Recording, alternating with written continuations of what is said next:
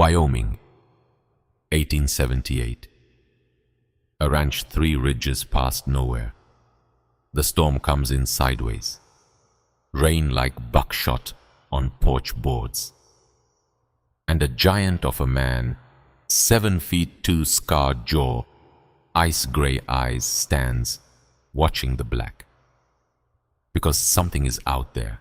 Because a woman is running through the dark. Barefoot, bleeding, ribs broken, one eye swollen shut. Behind her, a wagon crew turns its horses. A silver ring turns on the wrong finger. Somewhere east, a man in a fine black coat lifts a glass and smiles. The knock comes at the door. Not a knock. Something falling. The giant reaches for his pistol. Then he hears the voice. 5 words rasped through blood. They took my father's ring. The storm came in sideways. Wyoming rain never fell straight. It came like a fist, like something with a grudge. And that October night in 1878, the storm hit Providence Ridge harder than anything the Kincaid brothers had seen in 3 years of hard living on the north edge of the Bighorn foothills. Malachi Kincaid stood in the doorway of the main house, watching, waiting for nothing in particular, because nothing ever came out here. Not in weather like this, not to a place 3 ridges past nowhere. He was 38 years old that autumn, 7 feet and 2 inches of scarred bone and old regret, shoulders that filled the frame, hands like split cedar, and eyes the color of river ice in January. The rain hit the porch boards like buckshot. Behind him the fire cracked, and down the hall he could hear Wesley humming. Something their mother used to sing, some tune from before the war, before everything. Malachi almost smiled, almost. Then the knock came. Not a knock, not really. More like something falling against the door, something soft, something failing. He froze, because 3 years, 3 years of silence out here, 3 years of no one knocking, not once, not even the county man, not even the drifters. People knew the Kincaid place, and people stayed away. Except the sound came again, weaker, and then a voice. Threadbare, wet, barely voice at all. Please. Malachi's hand went to the pistol at his hip before he thought about moving. Old habit, Denver habit, the kind of habit that keeps a man alive who has enemies he can't remember all the names of. Wes, he called. Quiet. Wesley came out of the back room, 34 years old, leaner than Malachi. Same gray eyes, but softer at the edges. The kind of face people trusted, which was useful because people rarely trusted Malachi. Someone's on the porch, Malachi said. Wesley tilted his head, listening past the storm. In this. Wesley moved to the window, pressed his face against the cold pane, and went very still. Mal. What? It's a woman. Malachi opened the door. The wind came in like a slap, cold enough to steal breath, rain on his boots, lightning cracking somewhere out past the north pasture.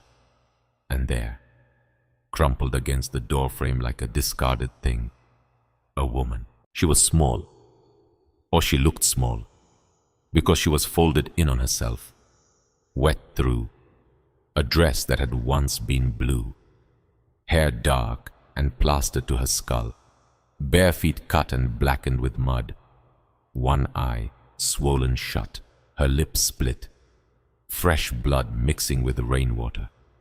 She lifted her head. The one eye she could still open found his face. It traveled up, and up, because he was so much larger than her, because she had to crane her neck just to see him standing there. And she should have flinched. Any sensible woman would have flinched. She didn't. She just looked at him, direct, steady, like someone already dying who had run out of fear because fear takes energy she didn't have anymore. Then she spoke. 5 words rasped through blood. They took my father's ring. Malachi didn't move for a full 3 seconds. Because of all the things she could have said. Save me, help me. Water, please. He'd been braced for any of it. He'd been braced for a stranger's need. He knew that shape, but not this, not a ring, not the way she said it. Like the ring mattered more than the blood on her mouth. Like the ring was the only thing left of something she'd already buried once. "Ma'am," he said, and his voice came out rougher than he meant, because he hadn't used it much lately. She tried to say something else. Her lips moved, and then her eye rolled wide, and she fell forward. He caught her before she hit the boards.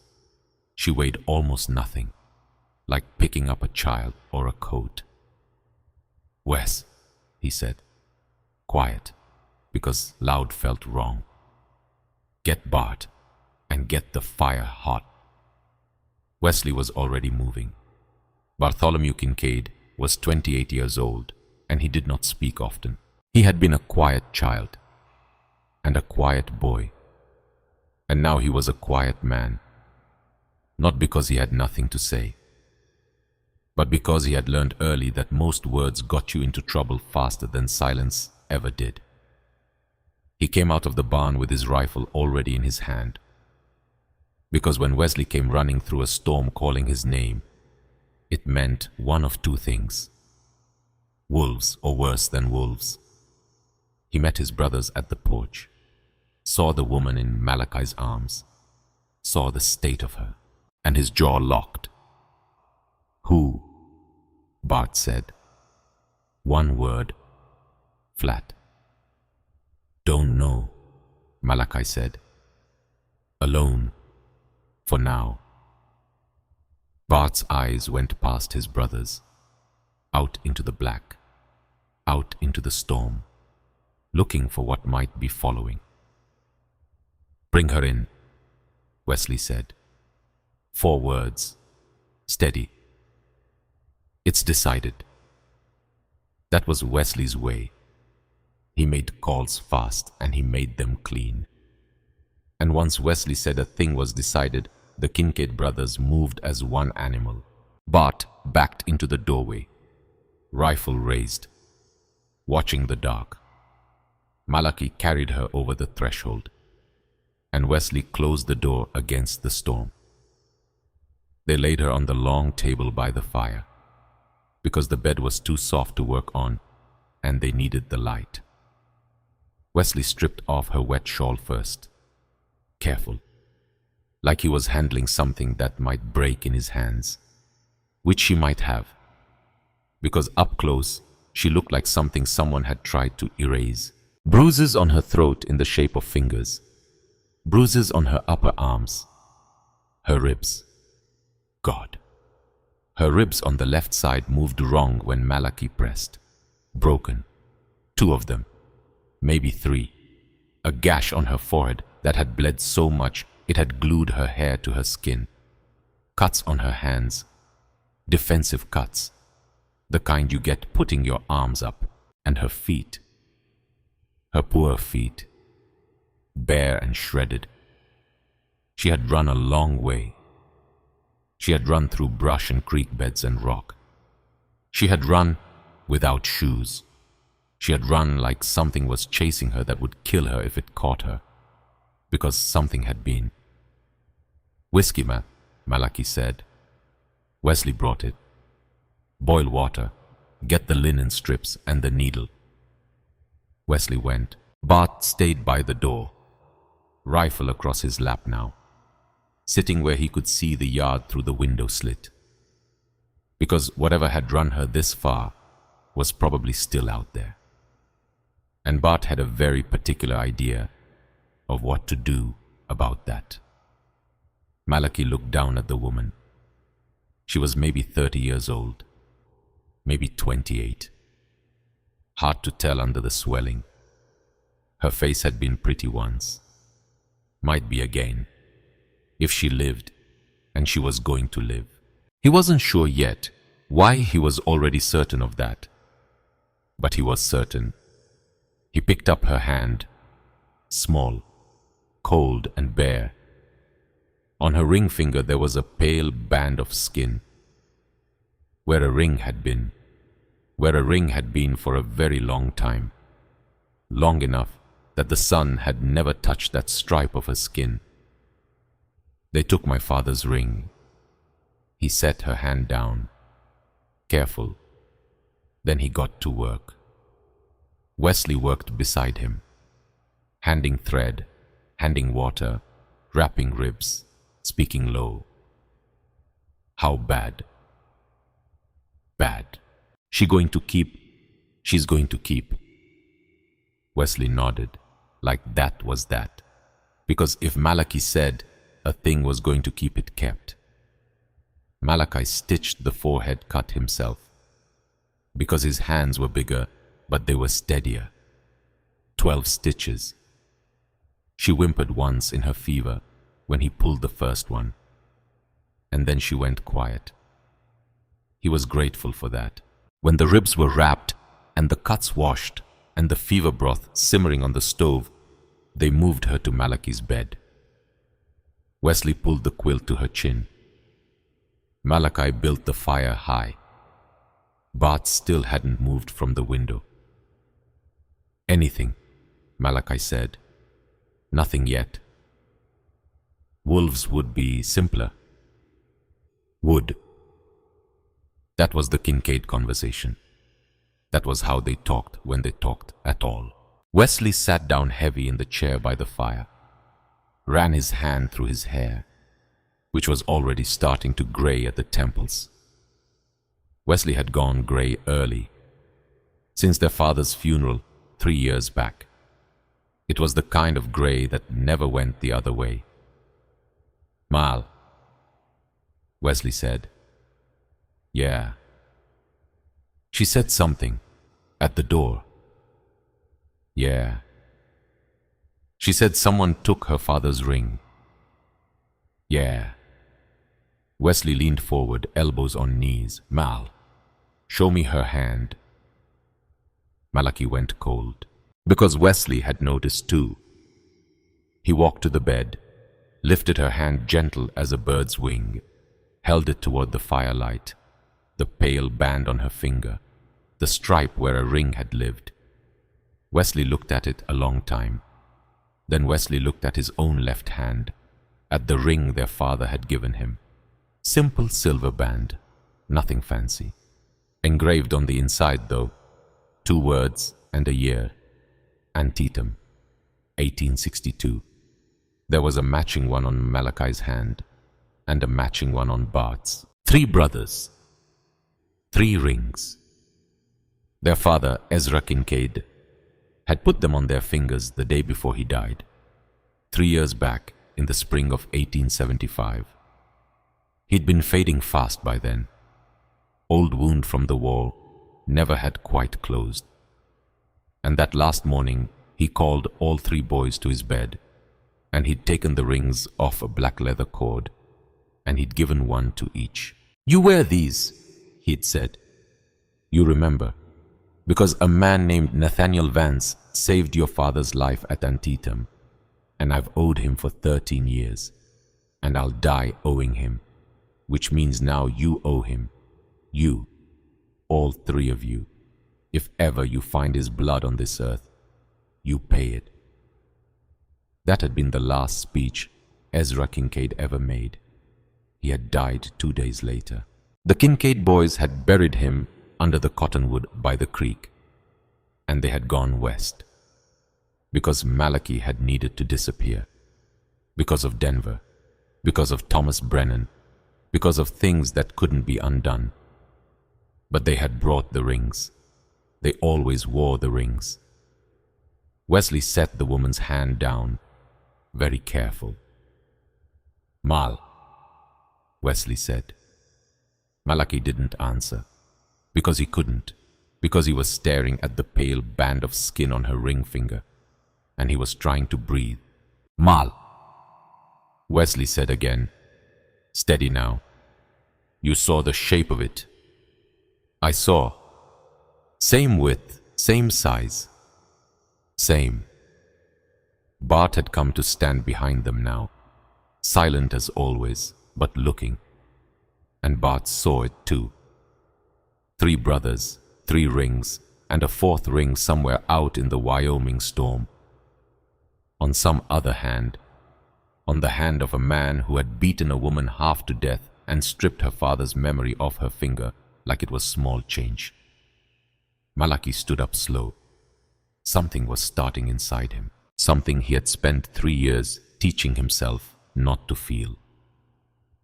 "Wes," he said, "sit with her." "Where you going?" "Just to the porch."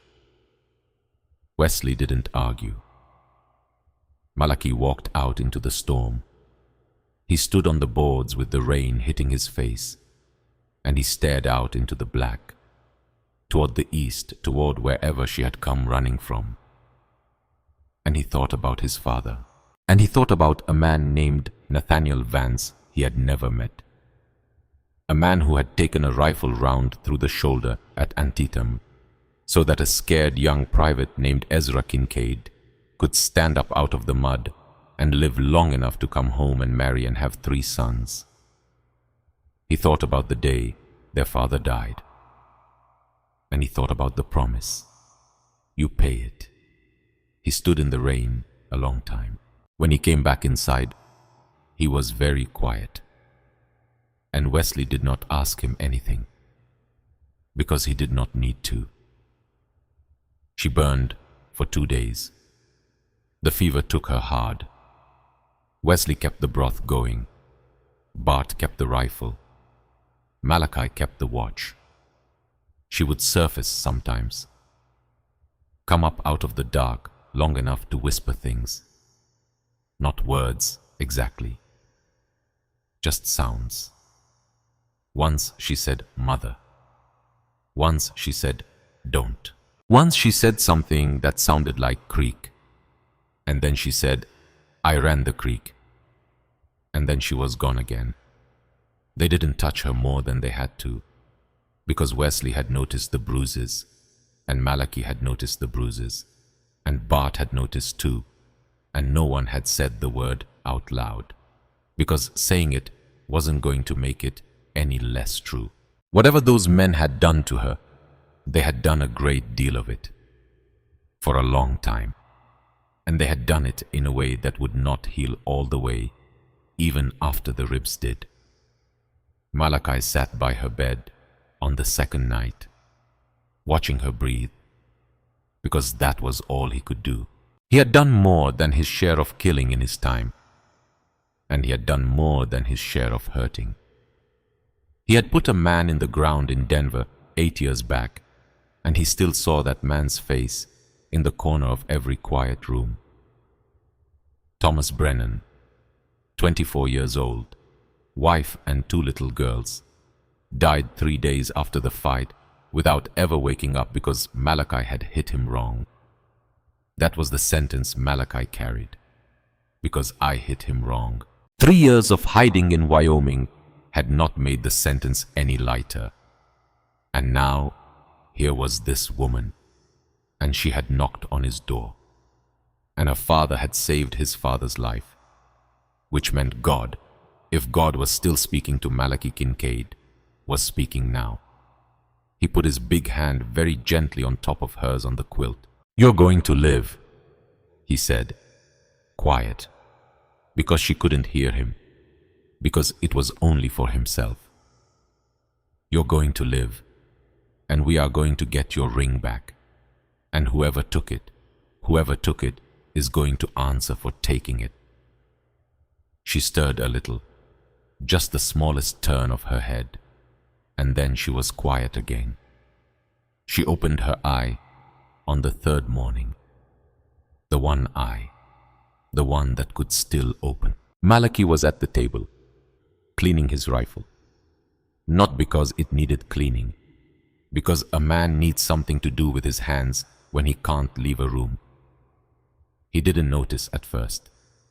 Then he heard the smallest sound, like breath catching. He looked up. She was watching him. Her eye was blue. He hadn't known that. He had not thought about what color her eye might be. But it was blue, storm blue, the blue of the sky right before the snow comes. She didn't say anything. He didn't either. They looked at each other across the room, and the whole world got quiet. Then she moved, tried to sit up, winced, gasped, fell back. Malachi was up out of the chair. "Don't." She flinched. He stopped immediately, hands up, palms open, because he had seen women flinch before, and he knew the shape of it, and he knew how not to make it worse. He backed up 2 steps, then sat down on the floor, at the far side of the room, because a man his size standing looked like a threat, and he needed to not look like a threat. He sat there cross-legged on the plank floor like a boy at church, all 7 feet and 2 inches of him, rifle set aside, hands on his knees. "I'm not going to hurt you," he said. "Nobody here is going to hurt you." She stared at him. "Where?" she said. Cracked. "My ranch, Wyoming territory, about 3 days' ride north of nothing." "How long?" 2 days. She closed her eye, because that was easier than doing the arithmetic. He waited. She said water. He got up slow, went to the pitcher, poured a cup, brought it, handed it across the space so she could take it without him coming close. She had to strain to reach. Her hands shook. She got most of it into her mouth. Some ran down her chin. She wiped it, winced when her hand touched her split lip. "Careful, Tan," he said. "I know." She said it dry, almost annoyed, like she was aware of her own body and its limits and did not require a man to remind her. He almost smiled, almost. She set the cup down on the crate by the bed. "My name," she said. "Yes. My name is Winifred Van." Malachi Kincaid stopped breathing, not for long, half a second, maybe less, but long enough that he felt it. Vance. She looked at him, and she saw the reaction.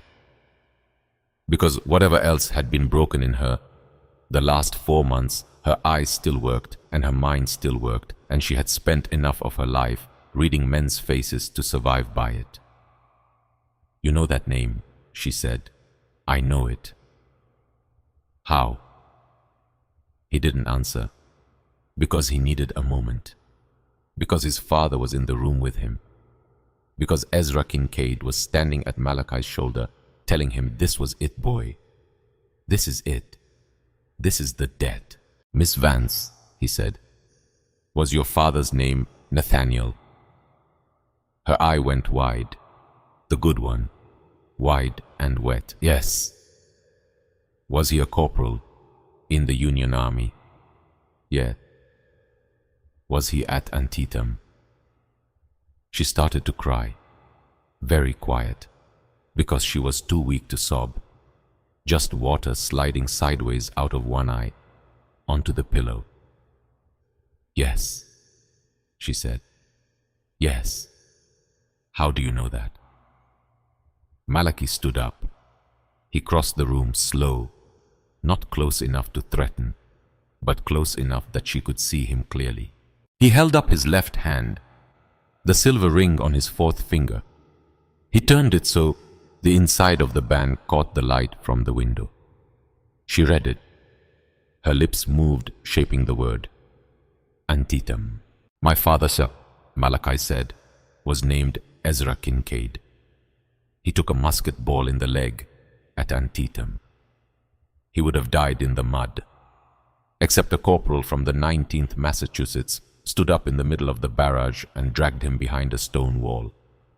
And that corporal took a rifle round through the shoulder doing it. And that corporal's name was Nathaniel Vance. She was crying harder now. "My father talked about your father," Malachi said, "every year on the anniversary, until the day he died. He wore this ring. He made 3 of them, one for each of his sons, because he said we would owe your family until we drew our last breath. And he told us if we ever met a Vance, we were to pay the debt with everything we had." Winifred Vance covered her face with both shaking hands, and she wept. She wept for a long time. Malachi Kincaid stood at the foot of the bed and did not touch her and did not speak, because there was nothing to say. Because sometimes the thing to do is stand in a room while a person weeps and be a witness. When she was finally quiet again, she lowered her hands. Her one open eye found him. "Mr. Kincaid," she said. "Ma'am." "He took my father's ring off my finger. Cassius Thornwood took my father's ring off my finger, and he threw the box it was in into the fire, and he told me that whatever my father had done in the war was worth less than the dirt he had died in." Malachi's jaw locked, slowly, like a door closing on a room he had promised himself he'd never open again. "Miss Vance," he said, "Miss Winifred, if you will allow me, my brothers and I are going to get that ring back." "You can't." "We can." "You don't know what he is." "I know what he is. He'll kill you." Malachi did not answer that, because there was nothing to answer. He just looked at her, and she looked at him, and she understood. Wesley came in from the yard then, snow on his coat. He'd been checking the cattle. He looked at Winifred, sitting up, awake, looking back at him. He looked at Malachi. He said, "So we're doing this. We're doing this. Right." Wesley pulled off his coat and hung it on the peg by the door and stamped the wet off his boots. Like a man who had just been told he was going to war and had accepted the news as a matter of ordinary business. "You've told her," Wesley said. "I've told her." Wesley walked over, slower than Malachi had been, because Wesley knew how to move around a frightened thing. He'd been the one who tamed the horses when they were boys. He had that gift. He crossed the room like a man walking through tall grass. He stopped a respectful distance from the bed, took off his hat. "Miss Vance," he said, "my name is Wesley Kincaid, middle brother. This here is our home. You are welcome in it, and you are safe in it. I am sorry for what has happened to you, and I am at your service." Winifred looked at him for a long moment. Then she looked past him, toward the door, where Bart had appeared without a sound, because that was Bart's way. Bart had a talent for arriving in rooms without having crossed thresholds. Bart tipped his head to her. That was his version of a bow. "That's Bart," Wesley said. "He doesn't say much. Don't take it personal." "I don't," Winifred said. Her voice was steadier now, which was a thing to note, because half an hour ago she had been all bone and terror, and now she was talking to 3 enormous strangers in her bed, like a woman with the beginnings of her mind coming back to her. Malachi felt something like admiration, which surprised him, because he had not admired a person in a long time. She slept most of that day, but she ate. That was the important part. Wesley spooned broth into her, slow, careful, and she took it, and she kept it down. Wesley was better at that kind of tending than Malachi was. Malachi did the heavy work. Wesley did the human work. Bart cleaned his rifle 3 times. And then he cleaned Malachi's rifle. And then he cleaned Wesley's rifle. That was Bart's way of getting ready. She woke again after sundown. Malachi was in the chair by the bed now. He had moved it there, not close, but close enough that if she needed anything in the night, she would not have to call twice. She opened her eye. Mr. Kincaid. Malachi, please. She considered that, then nodded. Small. Malachi. Yes, Miss Vance. There is something I need to tell you before you say more about the death, because you need to know what he'll do. He waited. She swallowed, which was clearly painful for her. The bruises around her throat had gone the color of old plums. Cassius Thornwood, she said, does not lose. He has run wagon crews out of Kansas City for 6 years. He recruits women, widows, girls with no family, girls with nowhere left. He puts contracts in front of them that they don't have money enough to read a lawyer about. And once they are 3 days out of town on the plains where there is no help, then he becomes what he is. Malachi listened. She said, there were others before me. I know that because he told me. He is proud of it. He counts them. He said one of them tried to run, and he tracked her for 2 days on horseback, and he brought her back and made the others watch what he did to her until she stopped screaming. He told me that story on the 2nd week to make sure I understood. Malachi's hands closed slow around the arms of the chair. She said, the night I ran, 2 nights before I came here, he beat me because I would not eat with them, because I would not sit at his table like a wife. He beat me in front of the crew. He beat me until I could not stand. And when he was done, he sat down and finished his coffee and he said, this is what happens when a woman forgets her place. She stopped, breathed. Malachi did not move. And then he took my mother's picture out of my pocket, she said, the one with my father in it, in uniform, and he tore it in half. And then he took my father's ring off my finger, and he said, this is mine now, because you are mine now. And he put it on his little finger, because his hands are small, and I lay on the ground, and I watched him wear it. She was crying again, very quiet. I got up in the middle of the night, she said. I took a small tin of biscuits, and I took $47 that I had sewn into the hem of my petticoat over 3 months, and I put my mother's torn picture in my apron, and I ran. And I ran without shoes, because my shoes were in his wagon. And I ran for a day and a night, and I saw a light, and it was your window. Silence.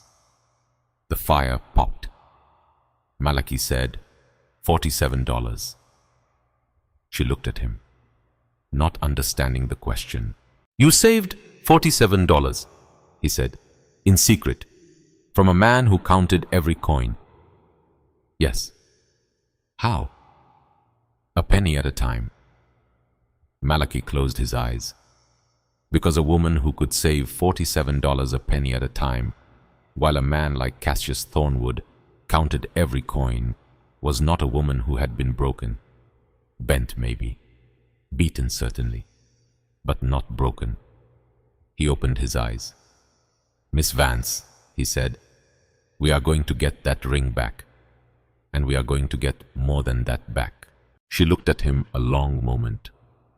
Then she said, very small, Malachi. Yes. Thank you. He said, it is not thanks, it is the debt. But she shook her head. "No," she said, "not for the debt, for calling me Miss Vance, in your voice, like I am someone, because I had almost forgotten I was."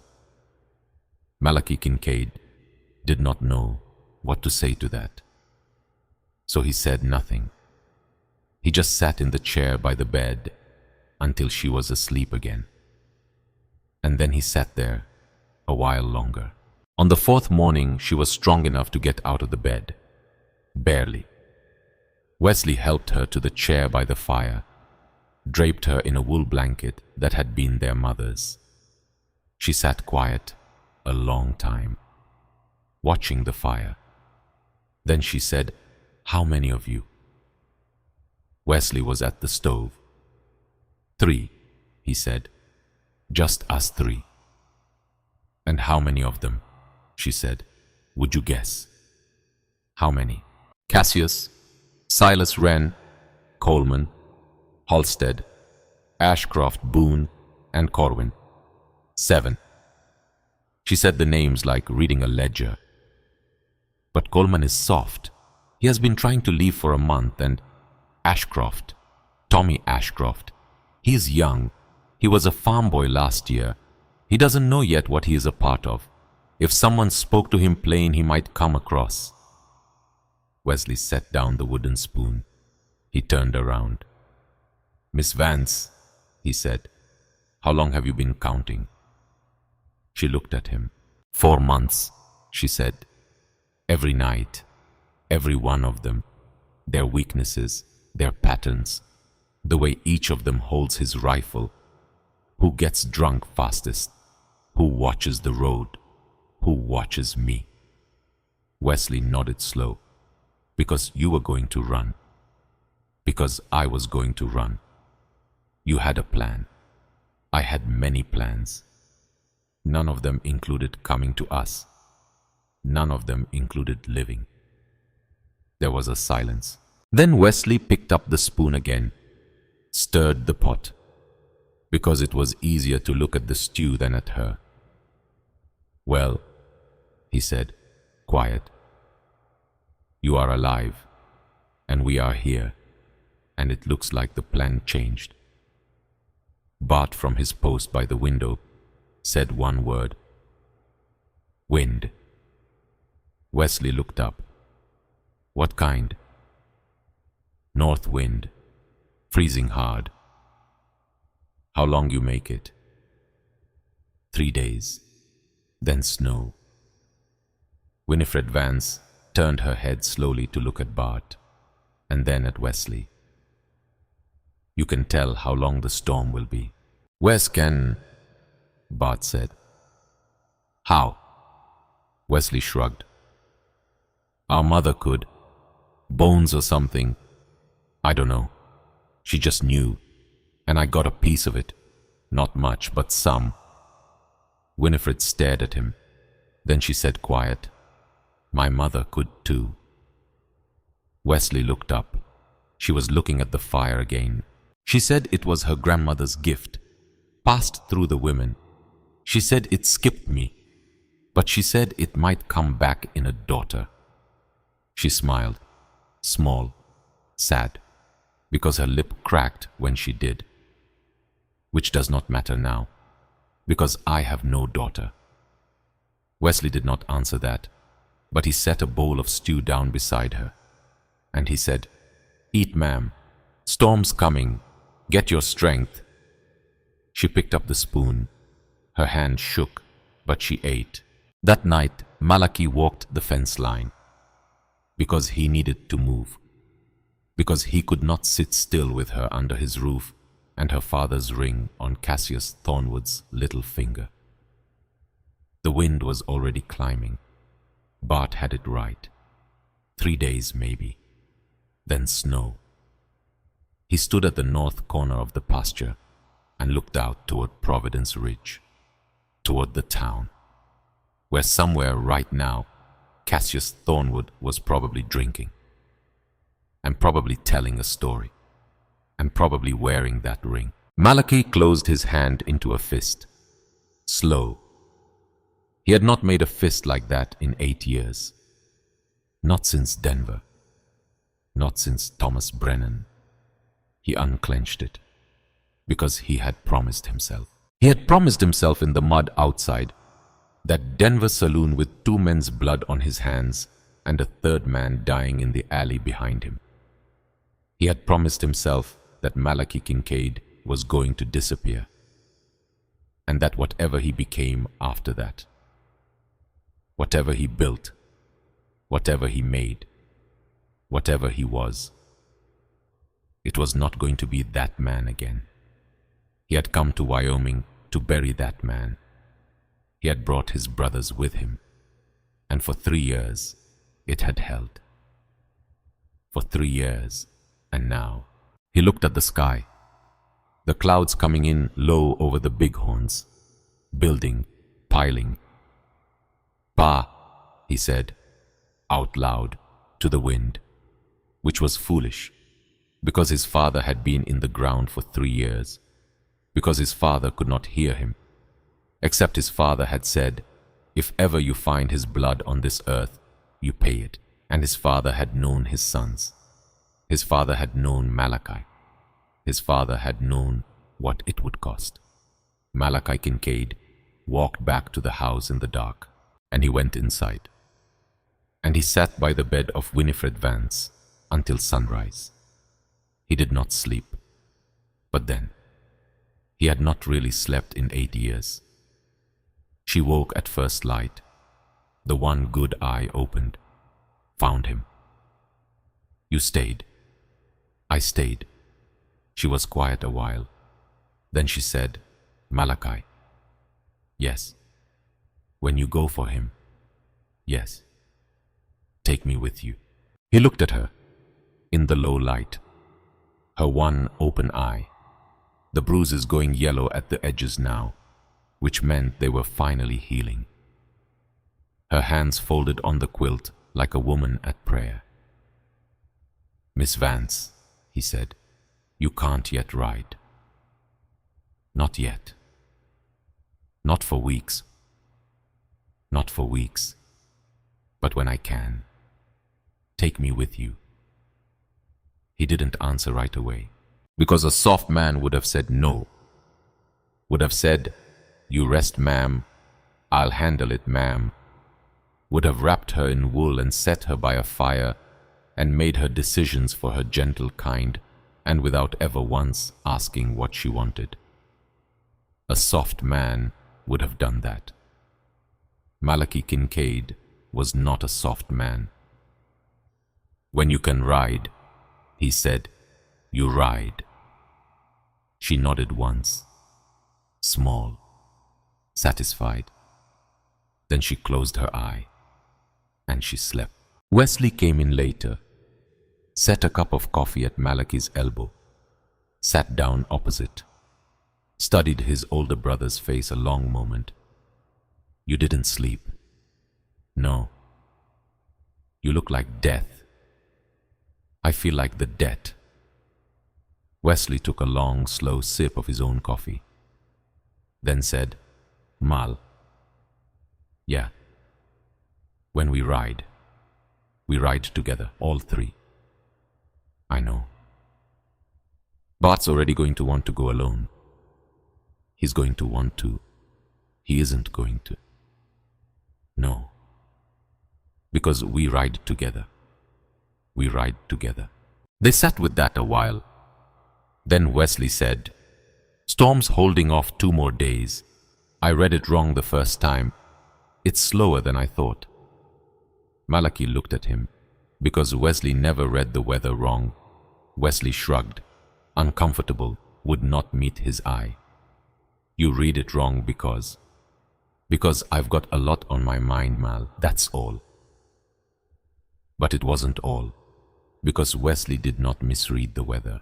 Wesley had misread it because Winifred Vance's mother had known the weather too. And Wesley had spent his whole life thinking his gift was a lonely thing. And now he had learned it wasn't. And the shape of that knowledge had shaken him more than he wanted to admit. Malachi did not press him. because Malachi understood. The Kincaid brothers had come out here 3 years ago to be nobody, to be alone, to be quiet. And in one storm-soaked October night, a woman had knocked on the door. And now, none of them were alone, not one. That afternoon, Winifred sat up in the chair by the fire again, and she looked out the window, toward the eastern ridge, toward the road that came down from the pass. Malachi was splitting wood in the yard. She could see him through the pane, enormous, steady, the axe rising and falling in a rhythm as regular as breath. She watched him, and she thought. She thought about her father, whom she barely remembered because he had gone to war before she could walk, and he had come home when she was tiny, and he had gone again, and he had not come home from Gettysburg.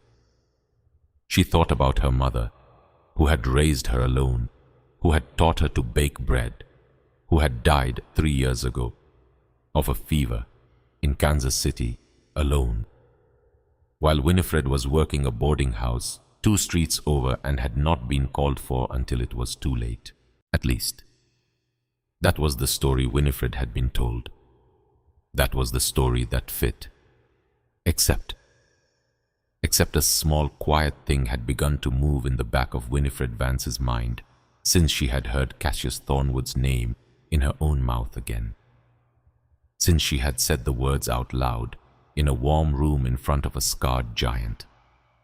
Since she had begun to trust her own thinking again. Because Cassius Thornwood had known things about her from the very beginning that a stranger should not have known. He had known her father's name. He had known Antietam.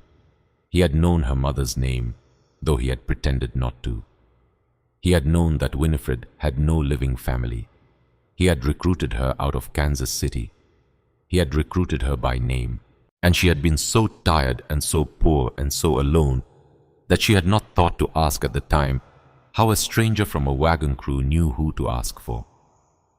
She looked out the window at the Malachi Kincaid splitting wood, and she thought, when I can stand, when I can walk, when I can hold a pen, I'm going to write a letter, because there are things about my mother's death I have never asked, and it is time I asked them.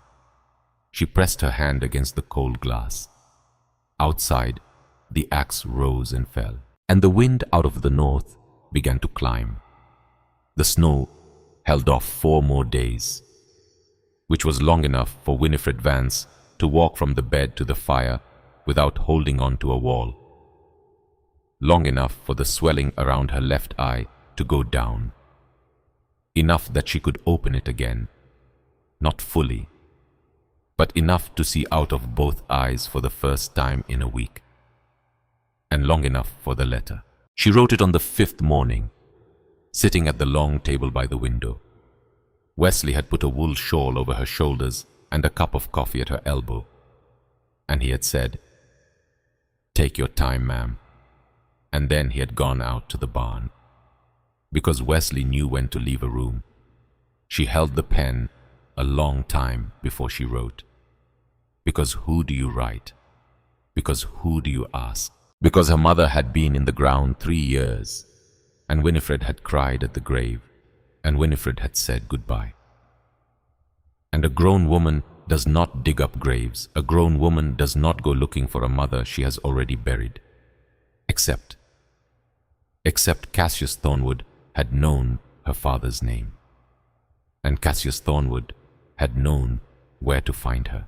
And Cassius Thornwood had once, on a night when he was very drunk in her mother's boarding house in Kansas City, back when Winifred was 17 and did not yet know his face, Cassius Thornwood had sat at her mother's table and had asked for a room, and her mother had refused him. Winifred had forgotten that for 13 years. But she remembered now. Because a woman remembers once, she is safe enough to remember the things she was too frightened to look at when they were happening. She dipped the pen Mrs. Delphine Whitaker, Kansas City. Delphine, it has been 3 years since I wrote you. Forgive me. I am alive and I am safe with kind people. But I need to ask you a thing about my mother that I have never asked.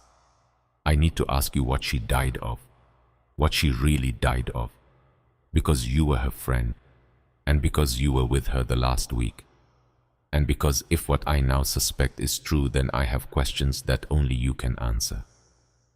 Please write back if you can. The letter should reach me, care of the Marshal's office at Providence Ridge, Wyoming Territory. And please, Delphine, please tell no one that I have written. Winifred. She set down the pen. She folded the letter. She sealed it with wax from the stove. And then she put her head on the table and she cried, silently. Because a grown woman crying at a table is a thing that should not be witnessed. The door opened. Malachi came in with an armful of firewood. He saw her. He set the wood down. Careful, slow, like he was setting down a rifle in a nursery. And he did not speak. He just sat down at the other end of the table. And he waited. She lifted her head. After a while, she wiped her face with the back of her hand. I wrote a letter, she said. I saw. To a woman who knew my mother. Yes. About things I never asked. He nodded, then he said, Miss Vance. Winifred. He hesitated. Winifred, he said. When you can ride into town, we take it in together. Yes. And we walk it into the Marshal's office ourselves. Yeah. She looked at him. His enormous shoulders, his scarred jaw, the gray eyes that did not blink often. She said, Malachi. Yes. Are you afraid of him? No. You should be. I know. That was all she needed to hear. Prudence Merriweather came the next afternoon. She was 50 years old. She had been widowed 12 years. She lived alone on the next section over, and she had not been to the Kincaid place in the whole 3 years the brothers had lived there. Because that was the Kincaid way, and because that was the Wyoming way. Neighbors kept fences and neighbors kept distance, and neighbors did not walk into each other's yards uninvited. Except Prudence Merriweather had heard at the general store in Providence Ridge that the Kincaid brothers were harboring a woman. And Prudence Merriweather had heard it from a boy who had heard it from a man. And Prudence Merriweather had said, well, and then she had baked 2 loaves of oat bread, and she had put up a jar of blueberry preserves that she had made in July, and she had hitched her old buckskin mare to the little cart, and she had driven the 6 miles herself. Bart saw her first, because Bart was always the first. He was at the barn door when she came up the track. He did not raise the rifle, because she was small and gray-haired and driving alone, but he watched. She pulled up in the yard, set the brake, climbed down. Bart came out to meet her. Ma'am, you'll be one of them. Bart. Bartholomew.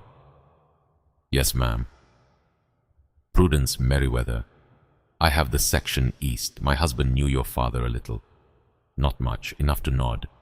I have brought bread, and I have brought preserves, and I would like to see the woman who is here if she will see me.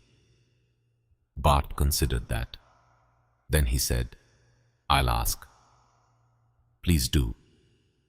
He turned, went inside. Prudence Merriweather stood in the yard with her hands folded over the basket. She did not fidget. She did not look around. She just stood, like a woman who had made her decision on the road in and had nothing to reconsider. Bart came back out. "She'll see you." "Good. You should know." "Yeah." "She startles." "I don't doubt it. So move slow." "Young man," Prudence Merriweather said, "I raised 4 brothers, and I nursed my husband through consumption, and I have laid out more of the dead than I care to remember. I know how to move slow." Bart looked at her. Then he almost smiled, which was for Bart a great deal. He held the door. She sat with Winifred by the fire. She did not ask question. She said, "My name is Prudence, and I brought you bread, and I brought you preserves, and there is a room in my house that has been empty for 12 years. And if you ever have need of it, it is yours, and no one will find you in it, and no one comes to my door I don't invite. That is the whole of what I came to say." Winifred looked at her. Then she said quiet, "Thank you." Prudence nodded. She unwrapped the bread. She cut 2 slices. She spread preserves on both. She handed one to Winifred. She kept one for herself. She said, "My mother used to say, bread and jam is a truce, because you cannot fight a woman who is holding your bread." Winifred smiled, the first time she had smiled with her whole face since the storm. Then she took a bite, and she cried a little, just at the edges, because it was the best thing she had tasted in 4 months, because it tasted like a kitchen, because it tasted like being someone's guest and not someone's property. Prudence stayed an hour. Before she left, she said, "Miss Vance." "Winifred." "Winifred, there is one more thing." "Yes." Prudence sat down, set her cup on the table, folded her hand. "There is a boarding house in Providence Ridge, run by a woman named Martha Bellwether. She is a friend. She is a widow like me, and she has strong opinions, and she does not frighten. If it should happen one day soon that you need a place to sit down in town where no man may enter without her leave, that is where you go. You tell her Prudence sent you. You need say nothing else." Winifred looked at her. She said, "Why?" Prudence considered. Then she said, "Because I have lived here 22 years. And in 22 years, I have seen 4 young women come through this valley in the company of men who called them wife or cook or cousin. And I have watched all 4 of them disappear. And I have said nothing, and I do not intend to say nothing again." The room was very quiet. Winifred said, "Prudence." "Yes. When my mother was alive, she used to say, the only currency God gave to women is what we choose to see." Prudence Merriweather sat back in her chair. Her mouth trembled a little. Then she said, "Your mother was a wise woman." "Yes," Winifred said, "she was." Prudence left before dark. Wesley walked her to the cart. He was quiet as he walked. She was quiet as she walked. When she climbed up, he held the horse's bridle a moment. He said, "Mrs. Merriweather, I want you to know she's not going back." Prudence looked down at him. She had gray eyes, not the storm gray of the Kincaid brothers, a softer gray, the gray of a mourning dove. She said, "No, Mr. Kincaid, she is not." Then she said, "You are the middle one." "Yes. You're the one who reads the weather." He blinked at her. "How did you?" "Your father told my husband once, at the winter fair, 12 years back, before he was ill. I did not forget it." Wesley did not know what to say to that, so he said, "Ma'am." "Wesley." "Yeah." There is snow coming down out of the pass on Sunday, late afternoon. I feel it in my hip. My hip has never been wrong. Tell your brother. He looked at her. He said, "Yes, ma'am." She clicked her tongue at the mare, and she drove off down the track. And Wesley Kincaid stood in the yard a long time after she was out of sight, because his hip did not tell him things, but his mother's had. And now this woman's did, and he had not felt so seen by a stranger in his whole grown life. The letter went into town 3 days later. Winifred was strong enough to sit in the wagon by then. Malachi drove. Bart rode alongside with the rifle across his saddle. Wesley stayed at the ranch, because 2 Kincaids in town was less trouble than 3 Kincaids in town, and because someone had to keep the fire. Providence Ridge was not a large town. It was one main street, a general store, a feed and grain, a saloon called the Silver Elk, a church with white paint peeling off in strips, a boarding house with a blue door, and at the far end the marshal's office, squat, stone, serious. Malachi pulled the wagon up in front of it.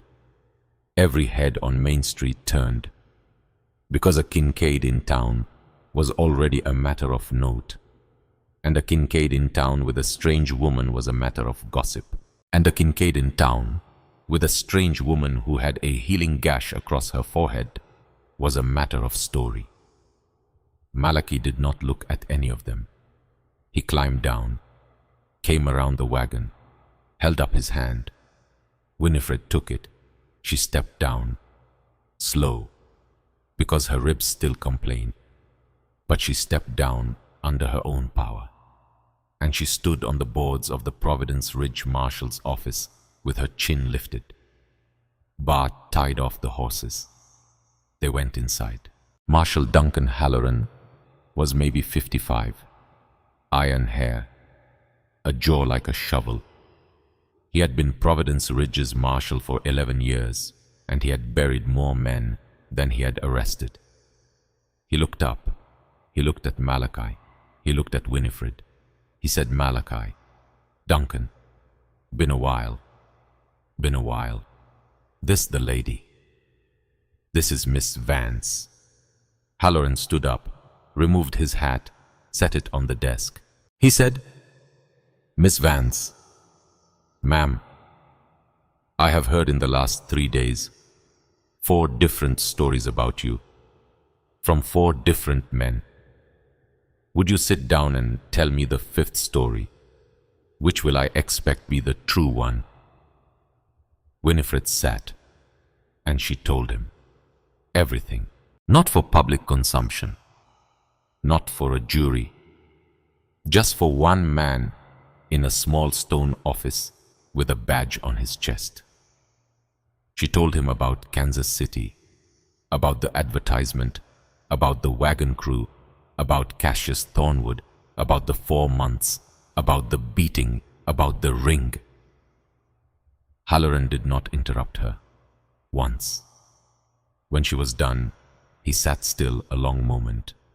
Then he said, "Miss Vance, yes, I want to say 2 things. Yes, first, I believe you." Winifred closed her eyes. Halloran said, "Second, Cassius Thornwood is in town. As of yesterday morning, he is at the Silver Elk. He has 4 men with him, and he has already been in this office claiming that a woman named Winifred Vance stole a strongbox and ran off from his crew, and he has papers to prove it. And he is loud, and he is respectable looking, and he has already been buying rounds for a good half of the town." The room went quiet. Halloran said, "So, now that you have told me, I have to tell you.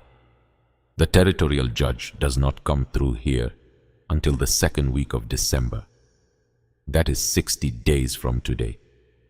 60 days for me to gather the truth on my side of the ledger. 60 days for him to gather his lie on his. 60 days. Malachi filed that number. Halloran looked at Malachi. He said, "You keep her safe until then." "I intend to. And you do it without killing anybody." "I intend to try." Malachi, "Duncan, you know what I mean." "I know what you mean." Halloran looked at him a long moment. Then he said, "Also, there is a letter to be posted. I see it in her hand." Winifred held it out. Halloran took it, wrote his name across the corner, put it in the leather satchel behind the desk. He said, "Comes back, comes here, to me, not to anyone else. Understood?" "Understood." Halloran nodded once. Then he said, "Miss Vance, there is a boarding house up the street. Blue door, widow named Martha Bellwether. You are welcome to a hot meal there while your ribs settle before the ride home. She is a friend. She will not ask you questions you do not want to answer." Winifred looked up at him. She said, "Prudence Merriweather told me about her." Halloran's mouth did something that was almost a smile. "Well," he said, "then I imagine the two of you have already been introduced without meeting." She sat at Martha Bellwether's table an hour. Bart stayed outside with the horses, because Bart preferred outside. Malachi sat across from her, enormous, elbows on the checked tablecloth, silent. Martha Bellwether was a spare woman in a grey dress with her hair in a knot. She was maybe 55. She moved like a woman who had been widowed a long time and made her peace with it. She set a plate in front of Winifred. Cornbread, a bowl of beans, a pat of butter, a slice of apple pie. She said, "You eat." Winifred ate. Martha sat down at the head of her own table like a captain. She said, "Miss Vance." "Winifred, please." "Winifred, there is a table of 5 men at the Silver Elk right now. I saw them come in yesterday. The one at the head of the table wears a fine black coat, and on the little finger of his left hand there is a silver ring, and he keeps turning it, absently, like a man who is not used to wearing a ring on that finger." Winifred set down her fork very carefully. Malachi went very still. Martha said, "I did not know why he was turning it, until Prudence Merriweather came into my kitchen the day before yesterday and told me the story of a young woman who had knocked on the Kincaid door, and her father's ring. And I said to Prudence, 'Well, so that is who our new visitor is.'" Winifred's hand was shaking. Malachi reached across the table, slow, put his big scarred hand on top of hers. Just a moment. Then he took it back. Martha said, "I only tell you so you know where the ring is and on which hand, and that at least 3 women in this town are now watching for it." Winifred looked at her. She said, "Martha, yes. Why are you doing this?" Martha Bellwether considered. She said, "Because in 1871, my sister Elowen went west in the wagon of a man who said he would marry her when they reached Oregon. And she never wrote. And I wrote to every town on the route, and no one had seen her. And she was 23, and she has now been gone 7 years. And I do not know if she is dead in a ditch or if she is trapped in a room somewhere, and I never will know. Which is a thing I carry every day of my life. So when Prudence tells me a story about a young woman who ran through a storm and lived, I pay attention. That is all." Winifred put her fork down. She reached across the table. She took Martha Bellwether's hand. Neither of them said anything for a long time. They rode home in silence. Bart in the saddle, Malachi driving, Winifred beside him on the bench, a wool blanket over her legs. Halfway back she said, "Malachi." "Yeah." "He is wearing it in public." "Yeah." "He is not hiding it." "No."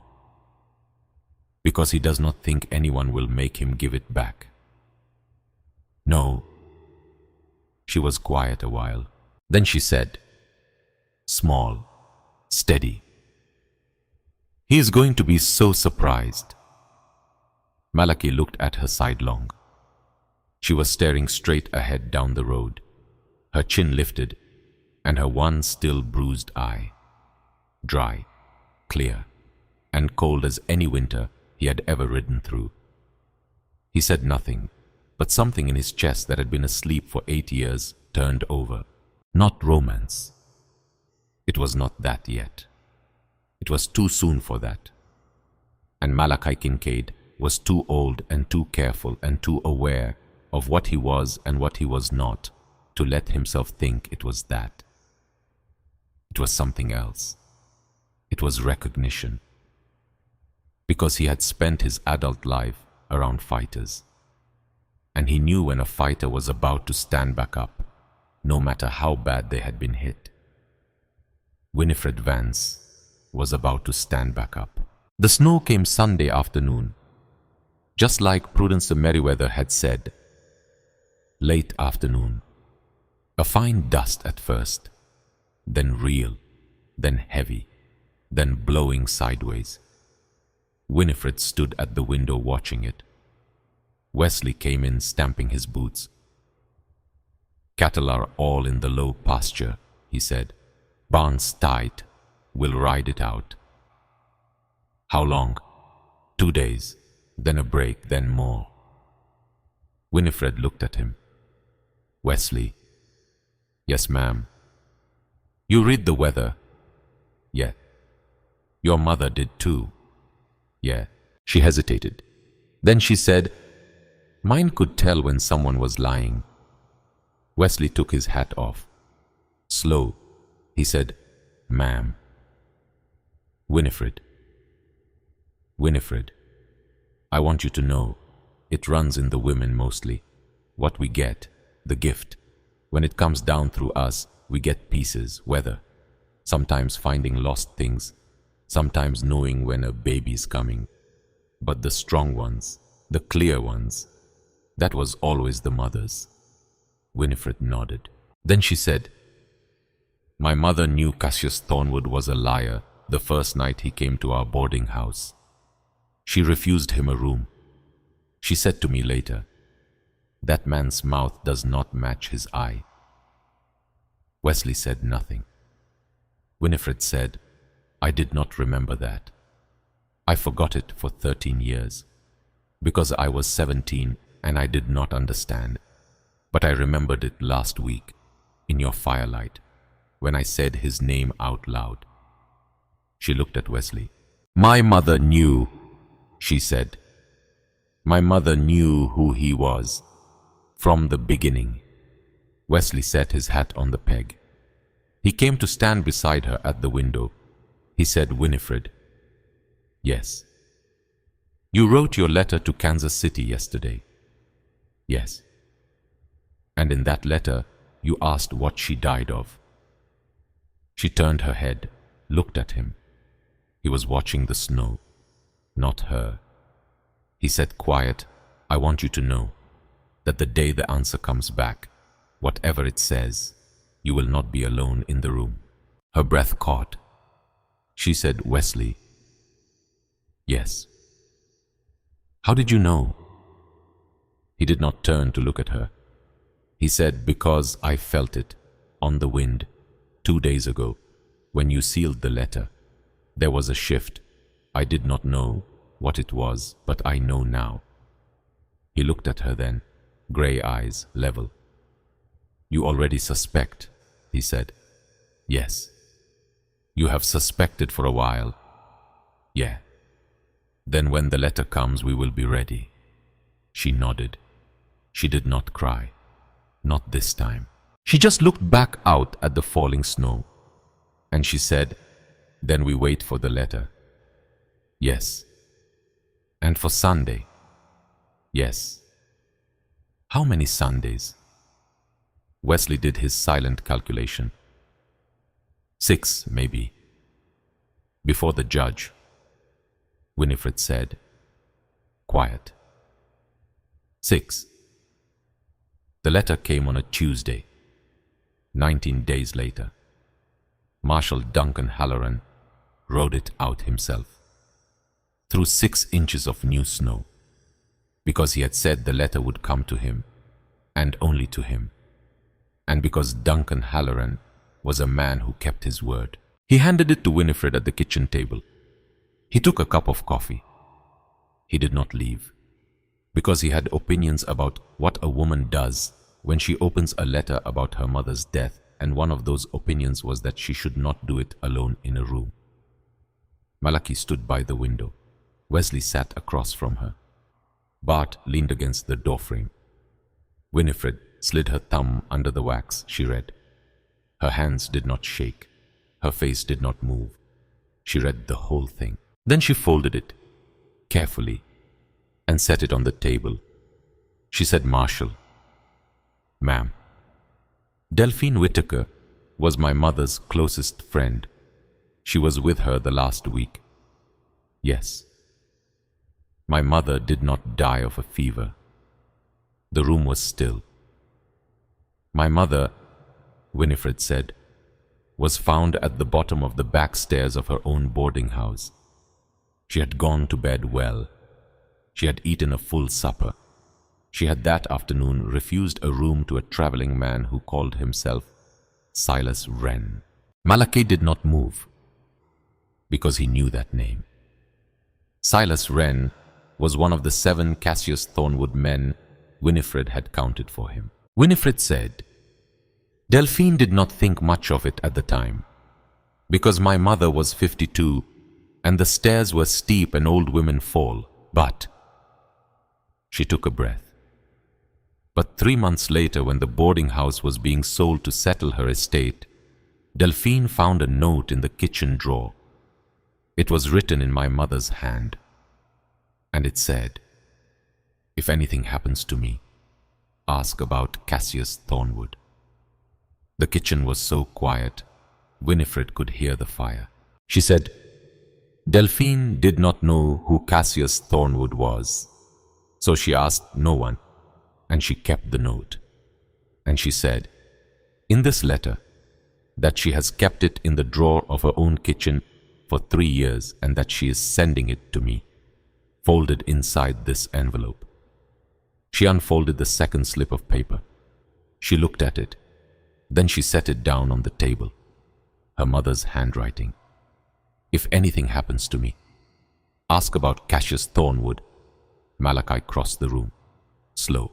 He stopped behind her chair. He put his one enormous hand on the back of it. Not on her, on the wood, just so she could feel him there.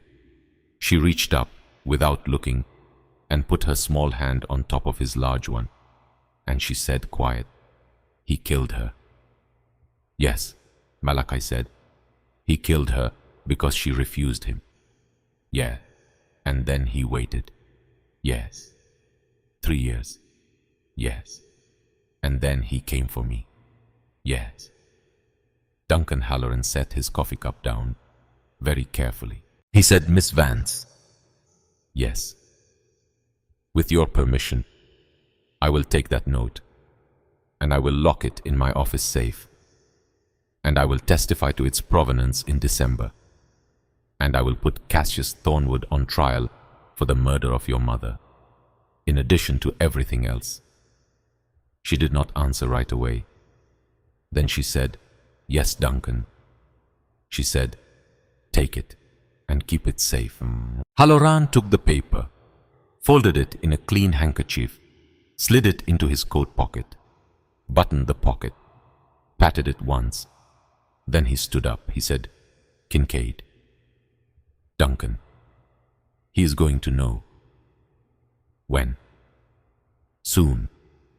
because I am going to have to ask questions in town, and people talk, and he will hear before the week is out that I am looking into a Kansas City death from 3 years back, and he will run, or he will double down. He will double down. Yes, that is my read too. Halloran nodded, put on his hat. At the door he paused. He said, "Miss Vance." She looked up. "Ma'am, I have been in this office 11 years, and I have taken more depositions than I can name from women about things done to them by men, and I want you to know something. Yes, you are going to make it to the judge, and you are going to sit in that chair, and you are going to say your piece, and I am going to be sitting 3 feet from you the whole time. So is Malachi Kincaid, so is Prudence Merriweather, so is Martha Bellwether, and so are I expect a good number of other women in this town who have not yet spoken, but who are watching." Winifred did not trust her voice. She just nodded. Halloran touched his hat brim. He walked out into the snow. Wesley made stew that night, because Wesley made stew when there was nothing to say. Bart cleaned the rifles, because Bart cleaned rifles when there was nothing to say. Malachi split wood in the dark until his arms shook, because Malachi split wood. Winifred sat in the chair by the fire, the letter from Delphine on her lap.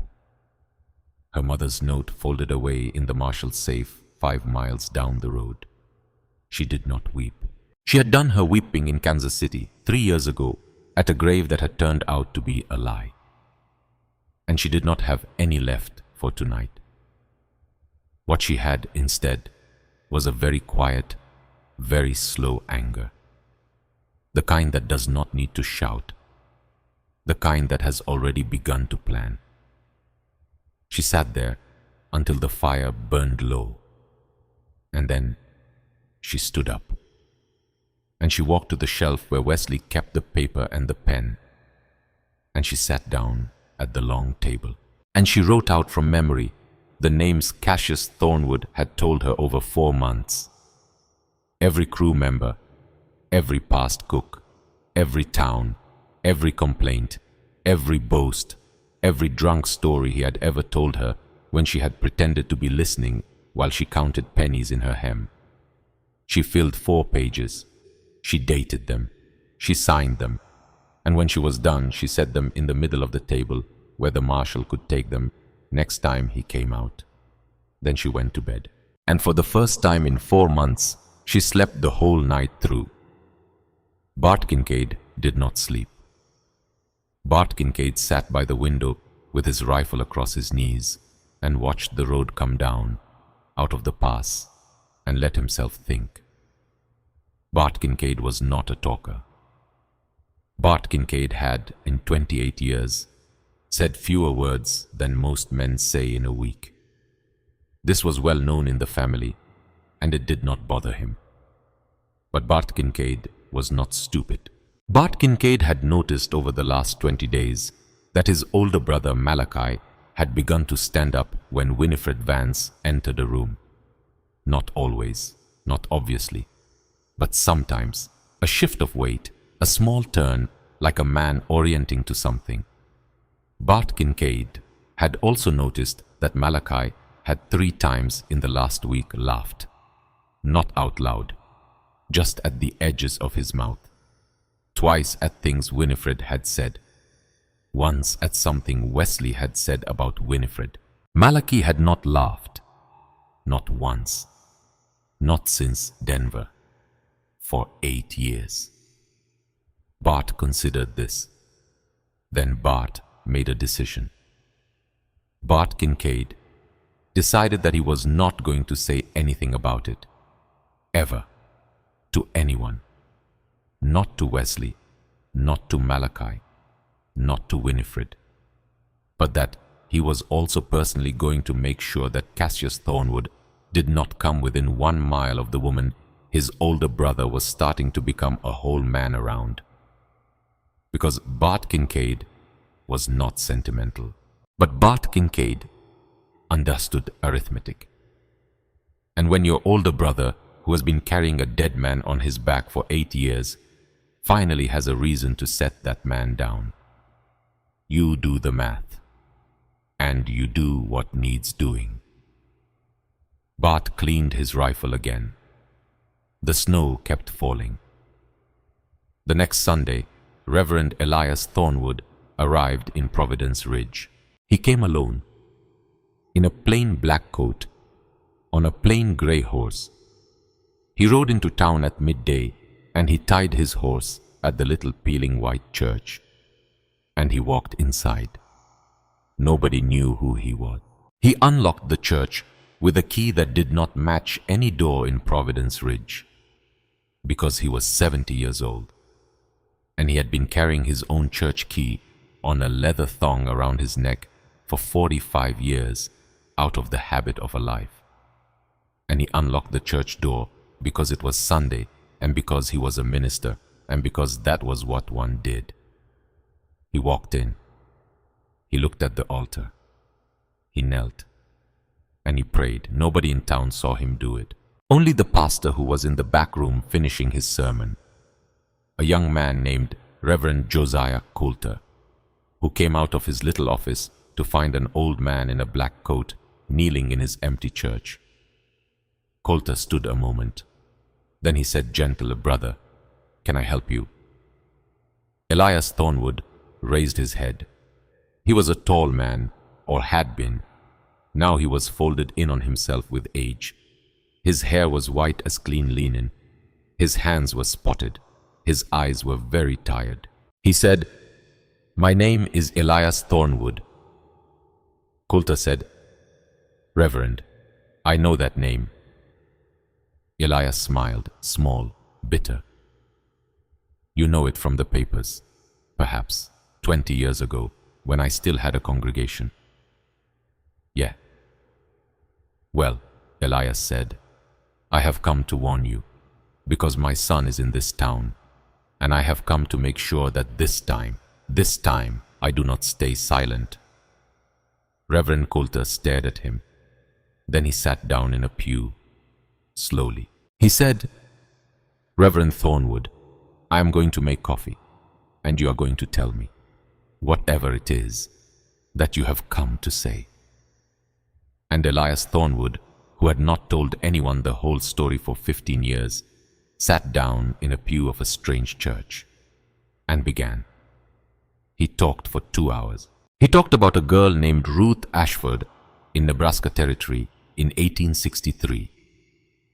He talked about his son coming home one summer night with blood on his sleeve and a story that did not add up. He talked about a father's willful blindness. He talked about a family name and what it had cost him to protect it. He talked about Ruth's mother, who had come to his church, who had begged him for 15 years, who had died 2 winters ago in a poor house still writing letters. He talked about the letters, which he had kept, all of them, in a locked box in his saddlebag. He talked about waking up one morning 6 weeks ago and knowing, just knowing, that his son was going to do it again.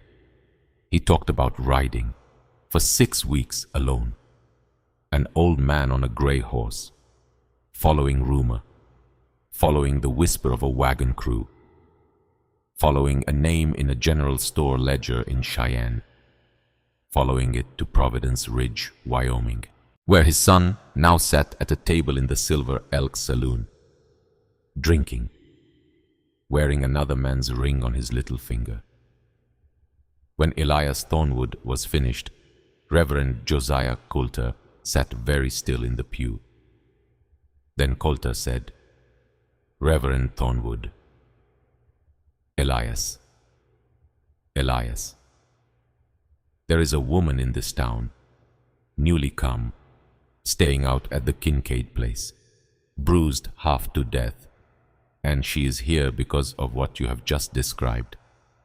Elias Thornwood closed his eyes. He said, "Then I am not too late." Coulter said, "Not too late, but close." Elias opened his eyes. He said, "Take me to her." Coulter said, "Not yet." Elias looked at him. Coulter said, "She has been through enough. And you are 70 years old, and you have ridden 6 weeks, and you look like death. First we go to the marshal, then we let the marshal decide when it is safe for her to see you. And in the meantime you sleep in the room behind my office, and you eat a hot supper, and you write down every word of what you just told me in your own hand, so that when the judge comes in December, it will be in writing already signed." Elias Thornwood looked at the young pastor.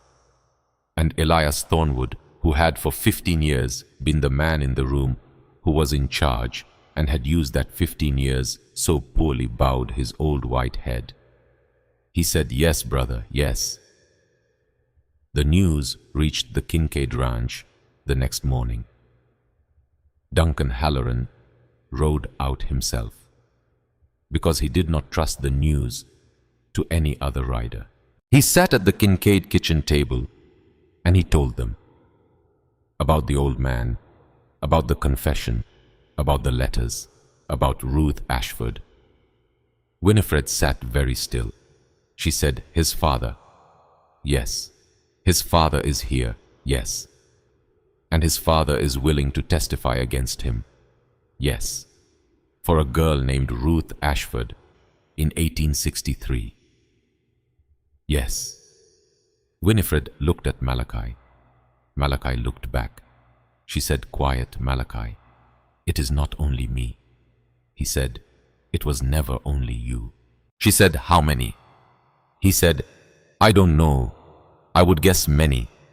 She said, "And now his own father." He said, "Yes."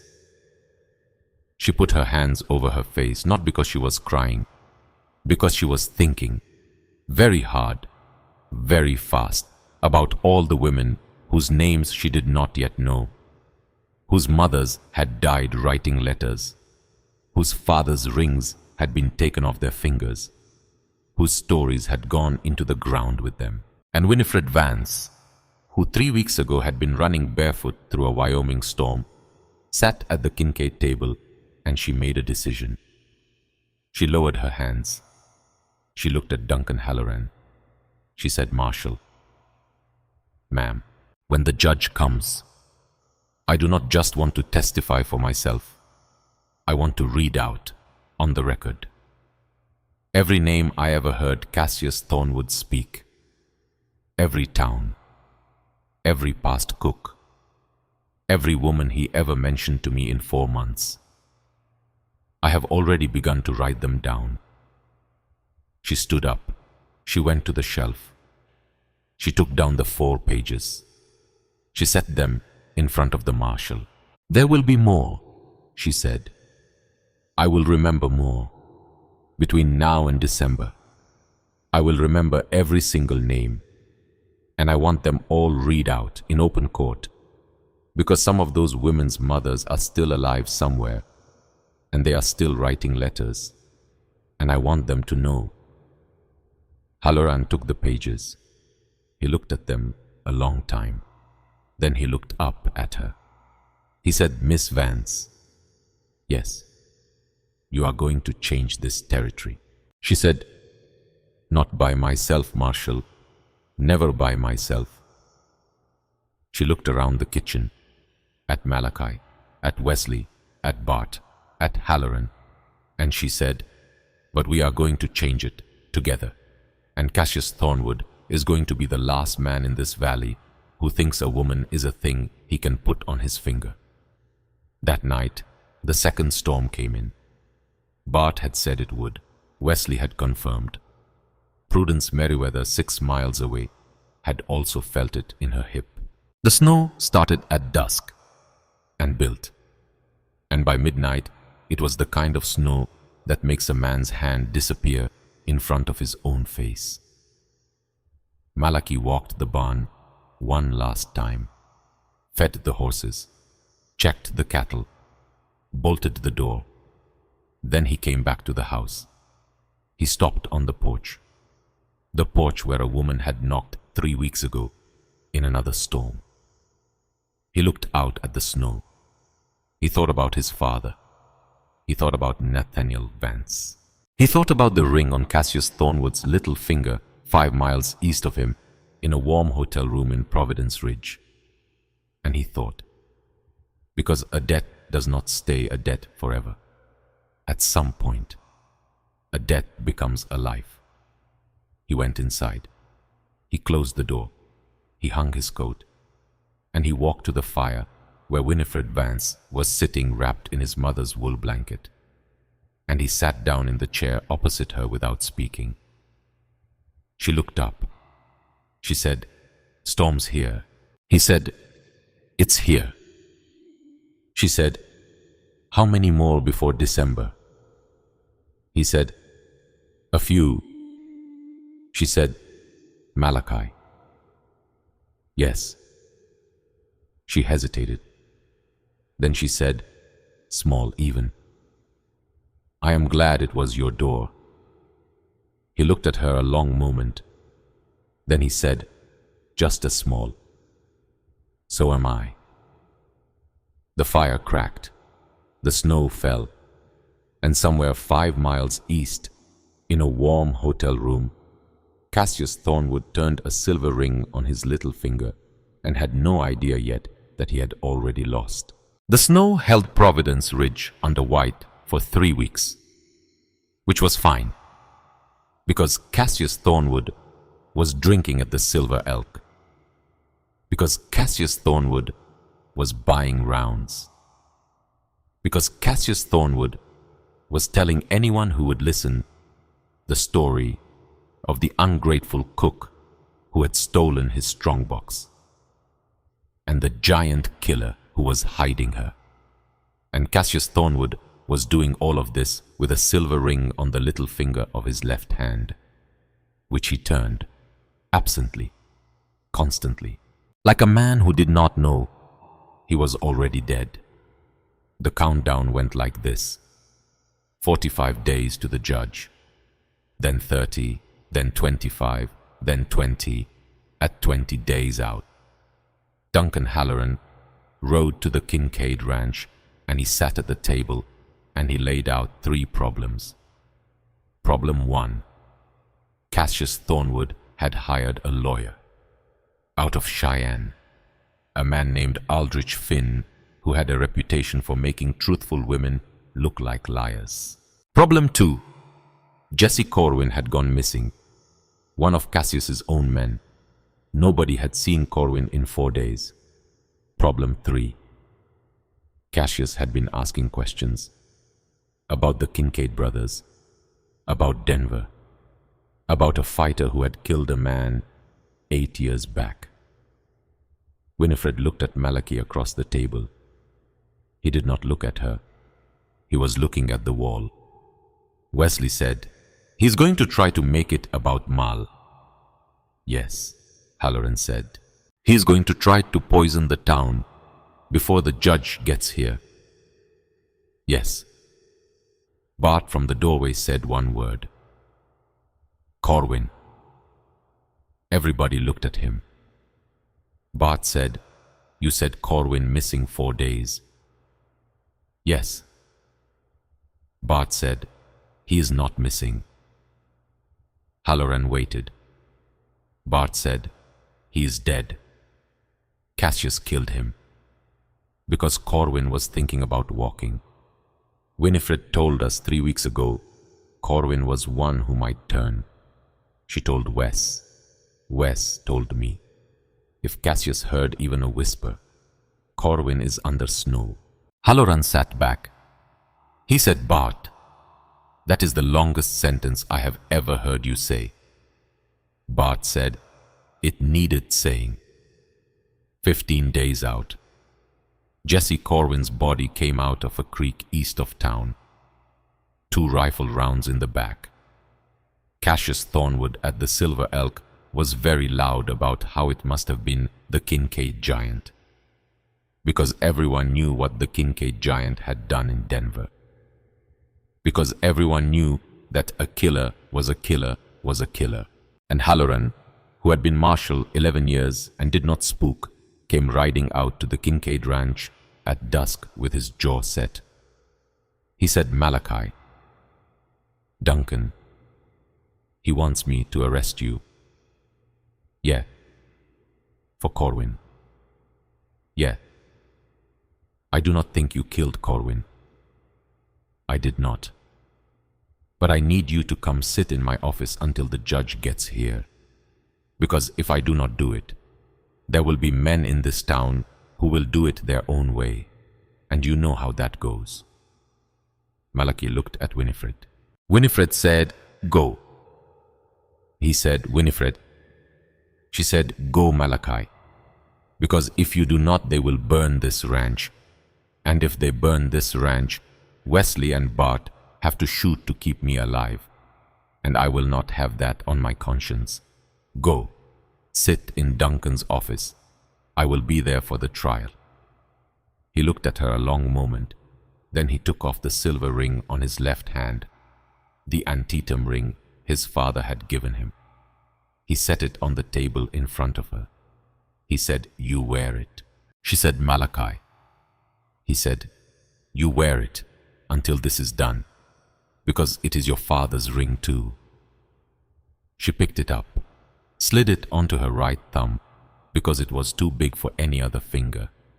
She said, "Then you come back for it." He said, "I will come back for it." 12 days out. Malachi in Halloran's cell, Wesley pacing the ranch house at night, reading the weather wrong for the second time in his life, because he could not concentrate, because his brother was gone.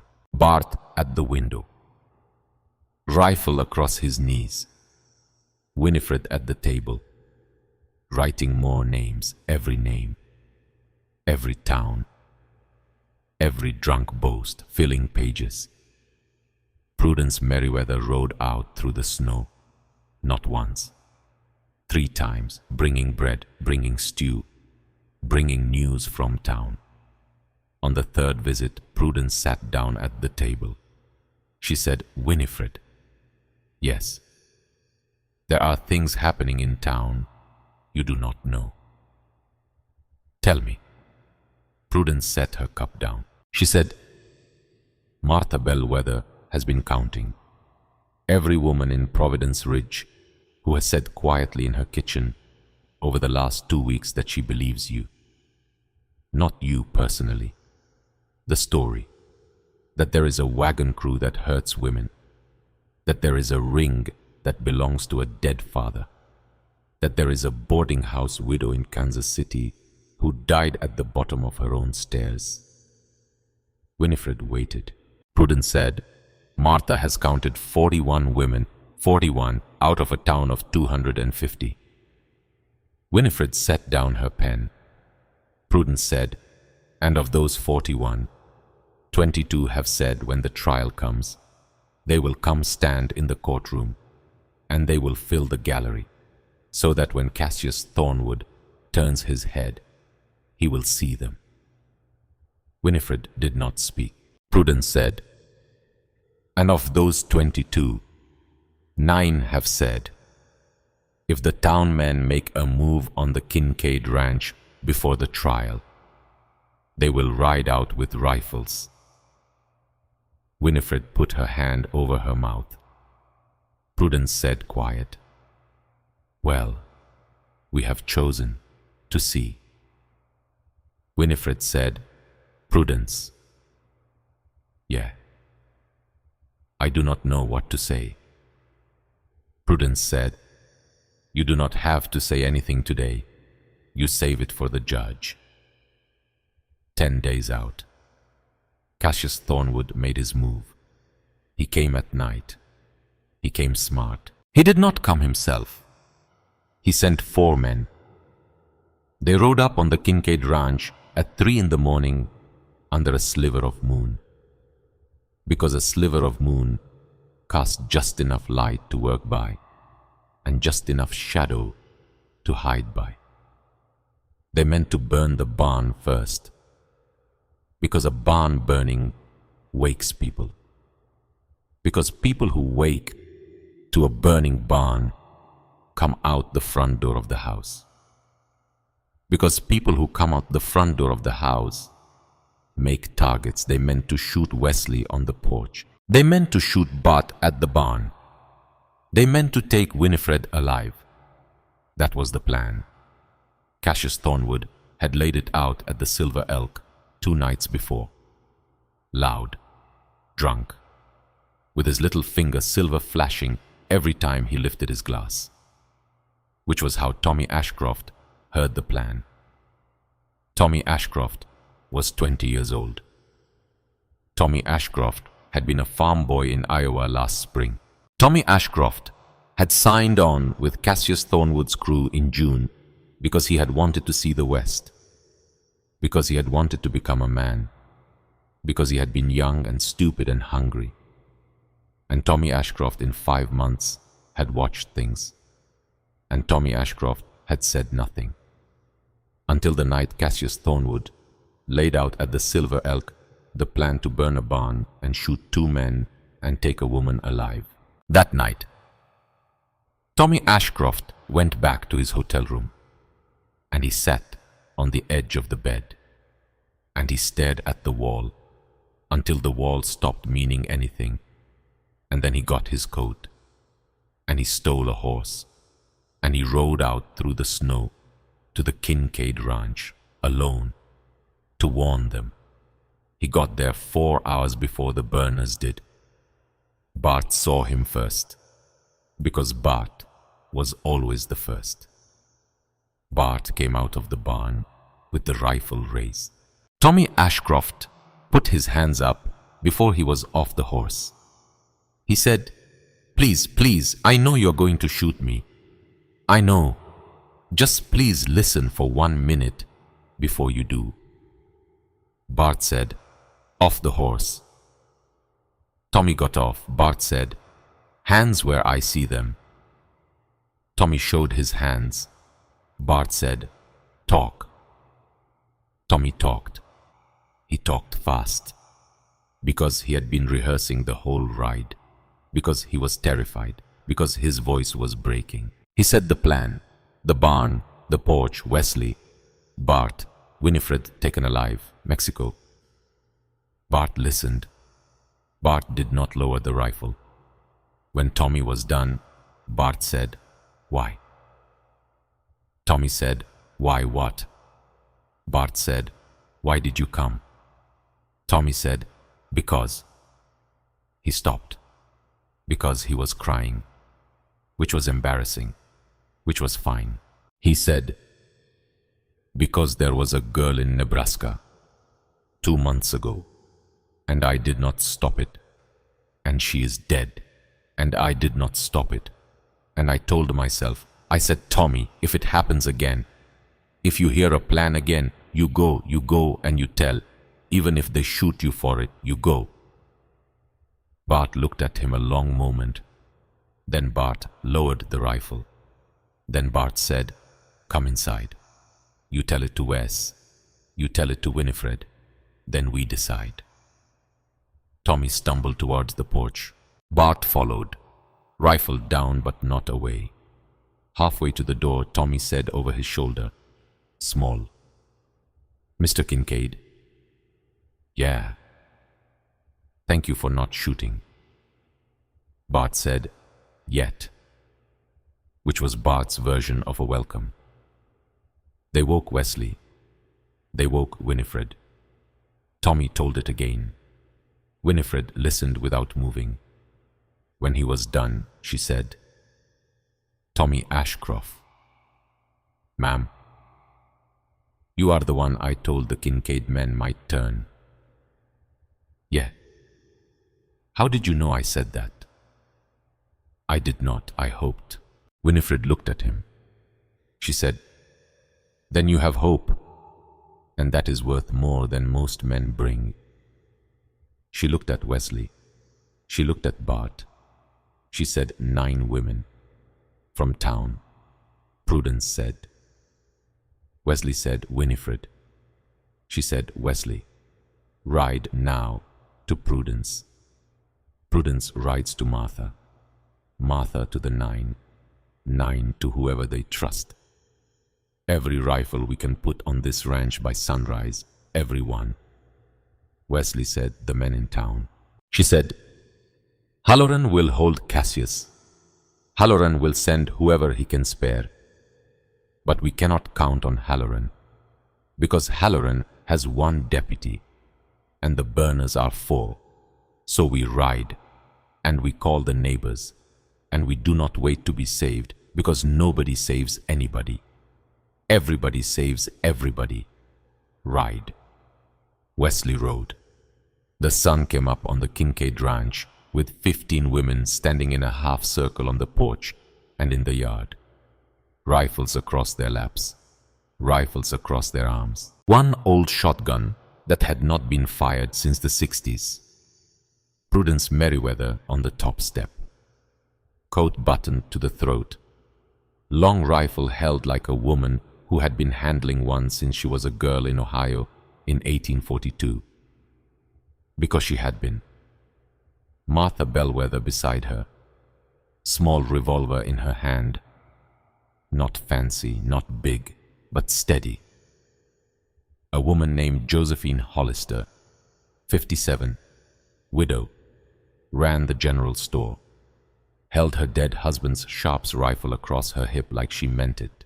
A woman named Millicent Bright, 18, just barely, youngest of the group, whose mother had said absolutely not, whose mother had then handed her the shotgun and said, if you go with this, and you shoot straight, and you come home to me. Millicent had cried. Then Millicent had ridden. There were 11 more. Names Winifred did not yet know, would learn, would remember, would say later at every kitchen table she ever sat at for the rest of her life. They stood in the Kincaid yard in the low winter sun, and Tommy Ashcroft, 20 years old farm boy from Iowa, sat on the porch steps between Bart and Wesley Kincaid. And when the 4 burners came down the track at 7 in the morning, riding easy thinking they had another 2 hours of dark, they came around the last bend, and they stopped, because a Kincaid ranch that should have been asleep was awake, and a Kincaid ranch that should have been 3 men was 3 men and 15 women and Tommy Ashcroft, whom they knew and who was on the wrong side of the fence. The lead rider, a man named Silas Wren, raised his hand. The 4 horses halted. Silas Wren looked at the porch. He looked at Prudence Merriweather, long rifle across her lap. He looked at Martha Bellwether, revolver at her side. He looked at Josephine Hollister, Sharps rifle steady on her hip.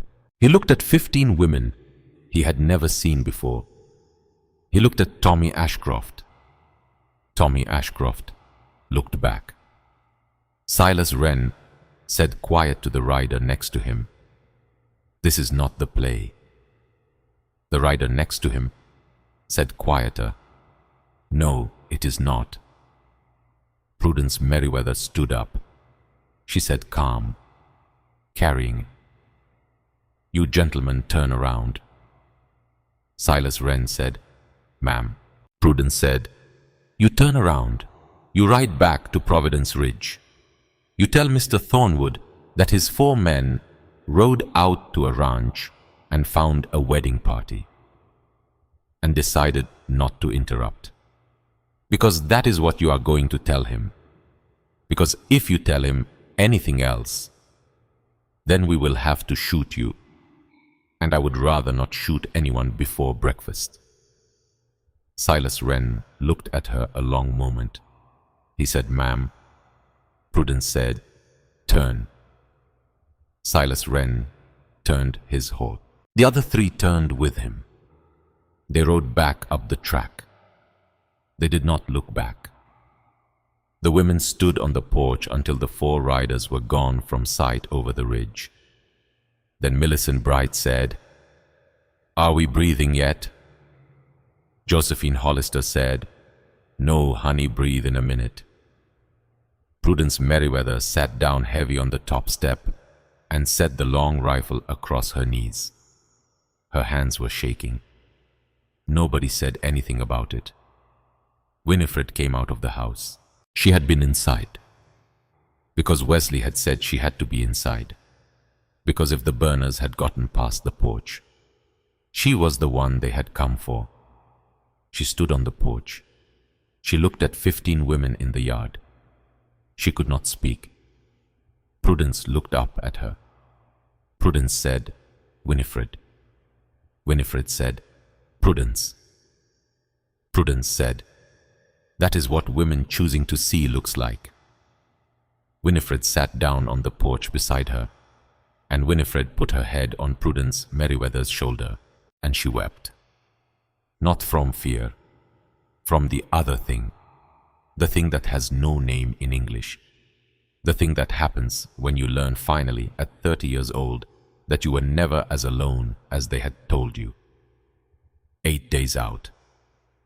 Halloran arrested 3 of Cassius Thornwood's men on charges of attempted arson and conspiracy, because Tommy Ashcroft testified, because Silas Wren was not going to be able to explain satisfactorily why he had come back from a ranch he had ridden out to burn. Silas Wren himself vanished the next day, but 3 of the crew were in Halloran's other cell. Cassius Thornwood was raging in his hotel room, and Cassius Thornwood was drinking harder, and Cassius Thornwood was still wearing the ring. 5 days out. Reverend Elias Thornwood, 70 years old, walked out of Reverend Coulter's back office for the first time in 3 weeks. He had written it all down. Every word, signed, sealed, witnessed, locked in Halloran's safe, beside Cordelia Vance's note, beside Delphine Whitaker's letter, beside the 4 pages of names Winifred had written, beside 2 other pages Winifred had added since, beside Tommy Ashcroft's sworn statement, beside a signed statement from Prudence Merriweather, and one from Martha Bellwether, and one from a woman in Cheyenne that Halloran had ridden out 3 days to collect, whose sister had disappeared with a Thornwood wagon crew in '74. Elias Thornwood walked to the door of the church. He looked out at the main street of Providence Ridge. He saw the Silver Elk Saloon. He saw the 2nd floor window where his son had a room. He looked at it a long time. Then he closed the church door behind him, and he walked 70 years old at his own slow pace down the main street of the town, because it was 3 days before the trial, and because he had a thing he needed to do. He walked to the Silver Elk. He went inside. The barkeep looked up. The barkeep said, "Reverend." Elias said, "Where is my son?" The barkeep said, "Upstairs, room 4. Elias said, "Thank you." He climbed the stairs, slow, because his knees were old, because he had been sitting 3 weeks in a back office writing out 15 years of silence. He reached room 4. He knocked. Cassius opened the door. Cassius saw who it was. Cassius did not slam the door. Cassius said, "Well." Elias said, "Son." Cassius said, "I have not been that to you in 15 years. Elias said, "No, that is true, and I have come to say, that was my failing, and it is going to end." Cassius said, "You have come to plead."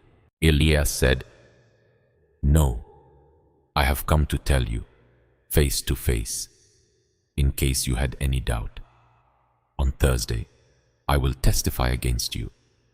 On Thursday, I will read out in open court everything I have known since 1863 about Ruth Ashford, and every letter her mother wrote me, and every letter I did not answer. I have come to tell you this before Thursday, so that you cannot say afterward that I did it in secret."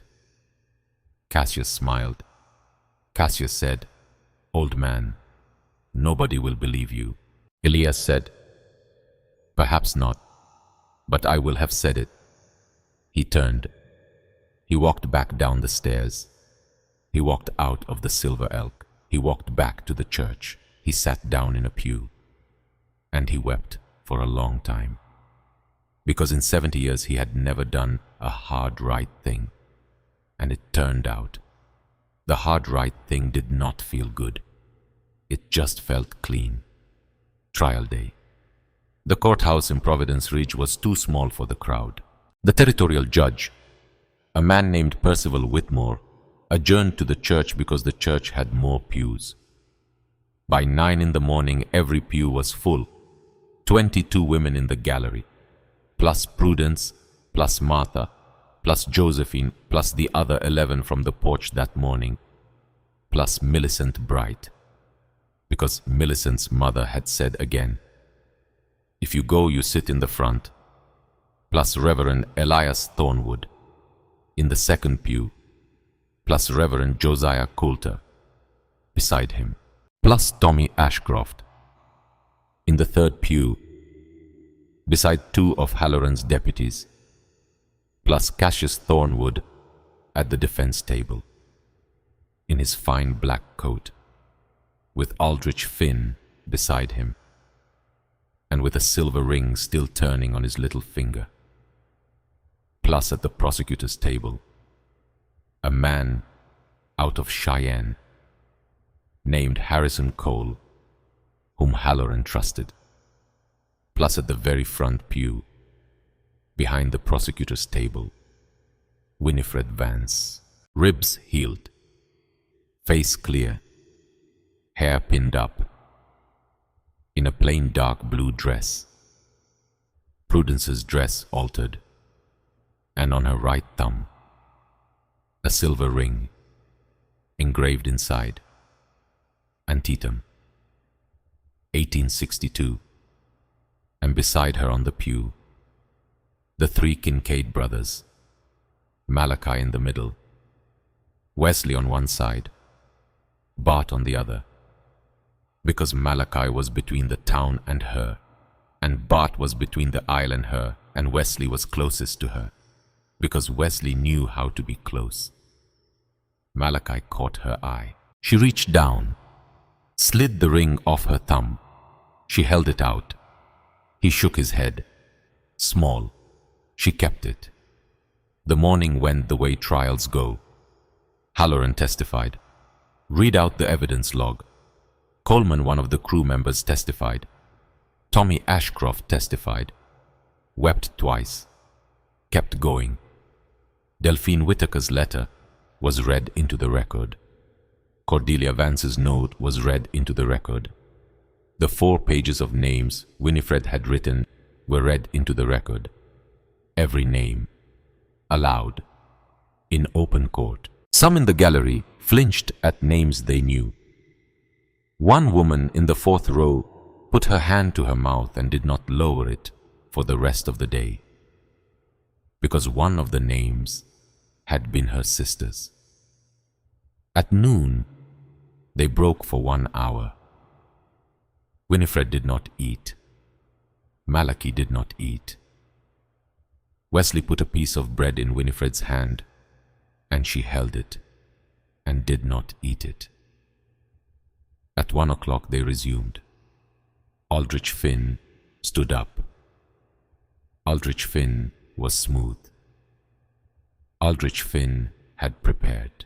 Aldrich Finn walked to the center of the church aisle, and he began to do what Aldrich Finn was famous for. He said, "Miss Vance, would you take the stand?" She stood up. She walked to the chair beside the judge. She sat. Finn began. He asked about her background, her mother's boarding house, her financial situation before the wagon crew, her decision to sign a contract. He walked her through her own story. Slow, careful, with sympathy in his voice. Then he began. He said, "Miss Vance, you have testified that you never signed a labor contract with Mr. Thornwood." "I did not." "And yet the document Mr. Thornwood has presented bears your name." "It bears a forgery of my name." "How would you know?" "Because the D is written backward, because I am left-handed, because a forger who did not know that would not know." Finn paused, because he had not been expecting that. He recovered. He said, "Miss Vance, let us discuss your movements after you left the crew. You went, you say, to the ranch of a Mr. Malachi Kincaid." "I did." "A man widely known in this territory as a killer." Winifred said, "A man who saved my life." Finn said, "A man who killed a man in Denver in 1870. Winifred said, "A man who saved my life." Finn said, "Miss Vance, isn't it possible that the injuries you sustained were not caused by Mr. Thornwood at all, but by a large violent man who took you in?" The gallery breathed in as one. Malachi did not move. Winifred smiled, small, cold. She said, "Mr. Finn, please stand up." Finn said, "I am standing." She said, "Please walk to the exhibits table. Please retrieve the ring in evidence." The judge said, "Get it." A bailiff got it. Winifred said, "Please, Mr. Finn, look at the ring. Read the engraving on the inside." Finn read, reluctantly, "Antietam, 1862. Winifred said, "That ring belonged to my father, Corporal Nathaniel Vance, 19th, Massachusetts. My father died at Gettysburg in 1863. That ring was on my finger from the year I turned 12 until the night of the 22nd of September of this year, when Mr. Thornwood struck me to the ground in front of his crew and took it off my hand and put it on his." She held up her right hand. She had the second ring on her thumb, the one Malachi had given her. She said, "This is the mate to that one, given by my father to his friend at Antietam in the same year, given by that friend to his son, given by that son to me last week when he was taken from the ranch to sit in a cell in Providence Ridge for a crime he did not commit." She looked at Finn. She said, "Mr. Finn, look at Mr. Thornwood's left hand." Every eye in the courtroom went to Cassius Thornwood's hand.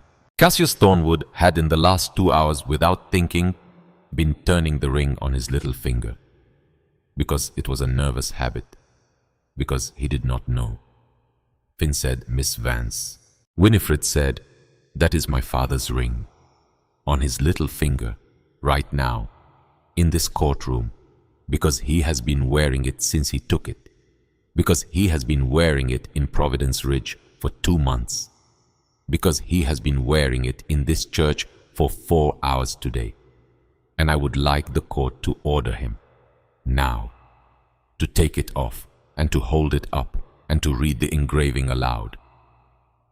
The judge said, "Quiet, Mr. Thornwood." Cassius did not move. The judge said louder, "Mr. Thornwood, remove the ring." Cassius Thornwood, for the first time in the trial, did not smile. He slid the ring off. He held it up. He read, "Antietam, 1862. The gallery did not gasp, because that would have been small. The gallery went silent, the kind of silence that has weight. The judge said, "Mr. Finn." Finn said, "Your Honor." The judge said, "Sit down." The prosecution called Reverend Elias Thornwood after the recess. Elias walked to the stand. 70 years old. white hair combed, black coat clean. He was sworn in. He sat. He looked at his son across the courtroom. Cassius did not look back. The prosecutor, Harrison Cole, said, "Reverend Thornwood, please state your relationship to the defendant." Elias said, "He is my son." "When did you last speak with him?" 3 days ago." "About what?" "About the fact that I would testify today." "And why did you feel the need to warn him?" Elias said, "Because when I made my failure the first time, in 1863, I made it in secret. And I have decided that this time I will do the opposite of that in every particular." Cole said, "Reverend Thornwood, please tell the court about 1863. And Elias told. He told about Ruth Ashford. He told about the sleeve. He told about his own denial. He told about Ruth Ashford's mother. Her name was Hephzibah Ashford. Elias said her name aloud twice, so the court would hear it. He told about the letters, 15 years of them, everyone saved, everyone unanswered. He said, "I did not answer because I could not bear to, because to answer would have been to admit, and I could not admit." He said, "Hephzibah Ashford died in a poorhouse in Omaha 2 winters ago, alone. Still at the end writing letters. To me. She wrote 4 letters in the last month of her life. All 4 are in the safe of Marshal Halloran of this town. I request they be entered into the record." The bailiff moved. Elias said, "Between 1863 and today, I have reason to believe my son has been involved in the deaths or disappearances of no fewer than 11 women. That number is my own count, based on the papers I have and the whispers I have collected and my own private inquiries over the last 6 weeks. I do not swear to 11. I swear only to the 11 separate names in my possession, whose full stories are in the safe." Someone in the gallery made a sound, a small sound, like a person who had been holding her breath for years and had let it go. Elias said, "I have been a minister of God for 45 years, and I have spent 15 of those years pretending that keeping my son's name clean was worth the price of those 11 names.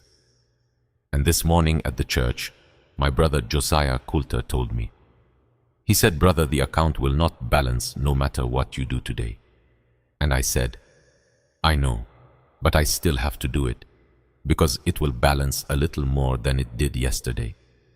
He looked at the judge. He said, 'Your Honor, I know I am confessing to my own long complicity. I do so willingly.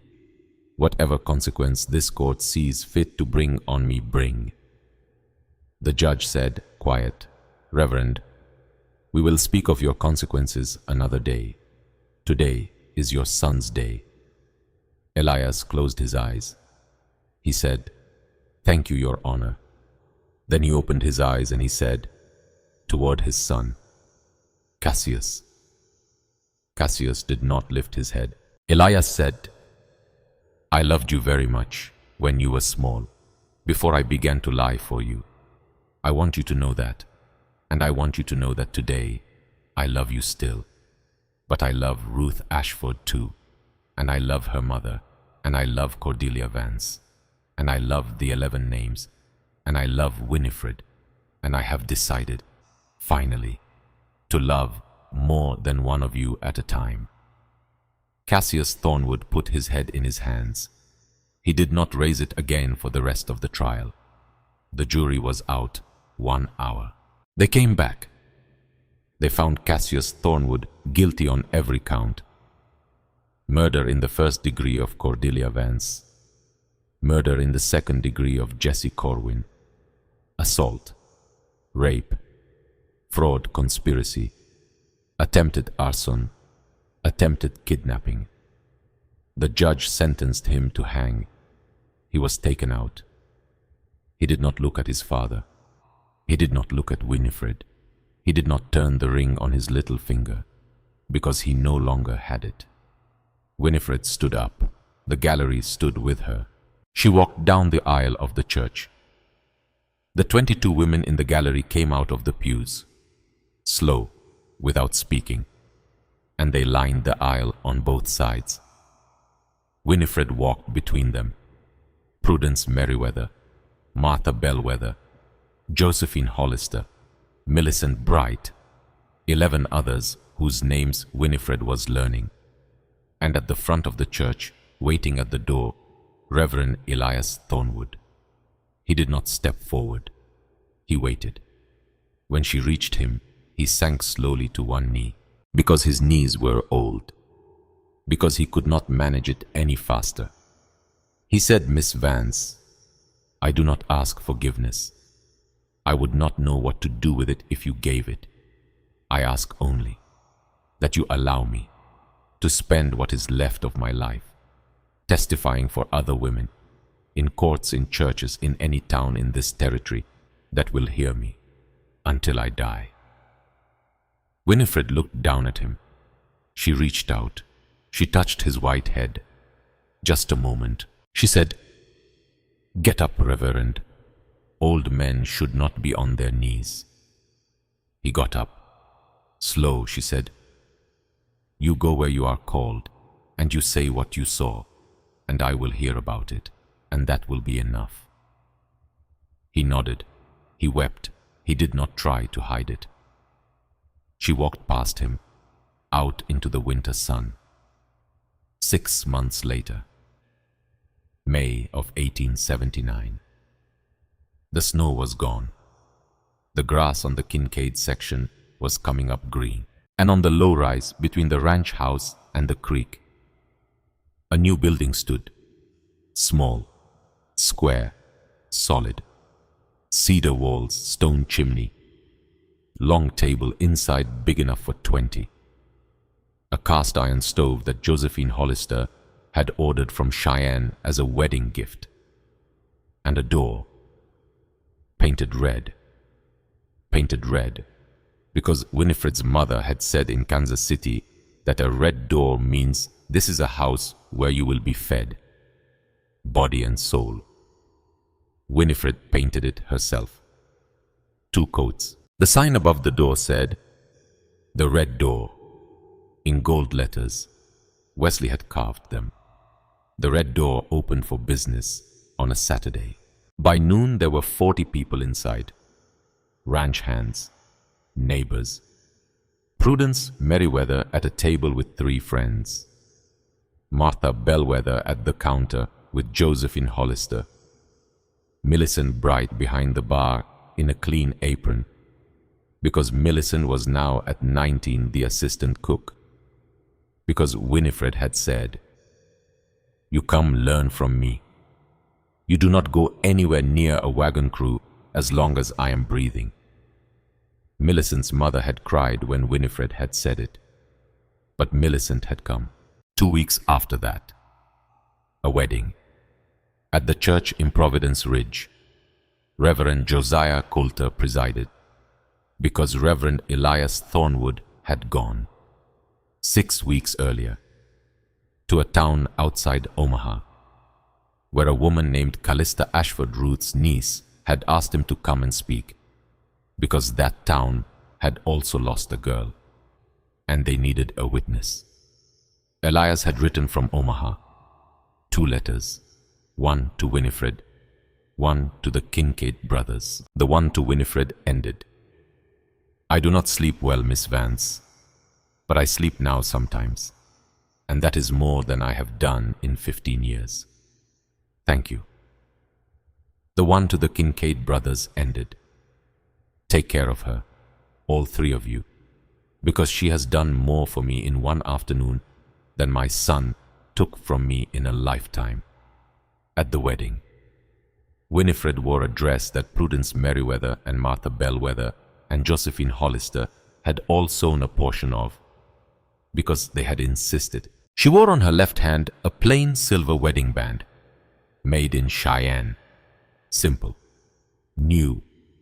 She wore on her right hand, on her ring finger, her father's antitum ring, which Cassius Thornwood had put on his little finger, which Aldrich Finn had held up in court, which Duncan Halloran had locked in his safe for 6 months, which Duncan Halloran had returned to her in a small velvet pouch on a Tuesday in April without a word.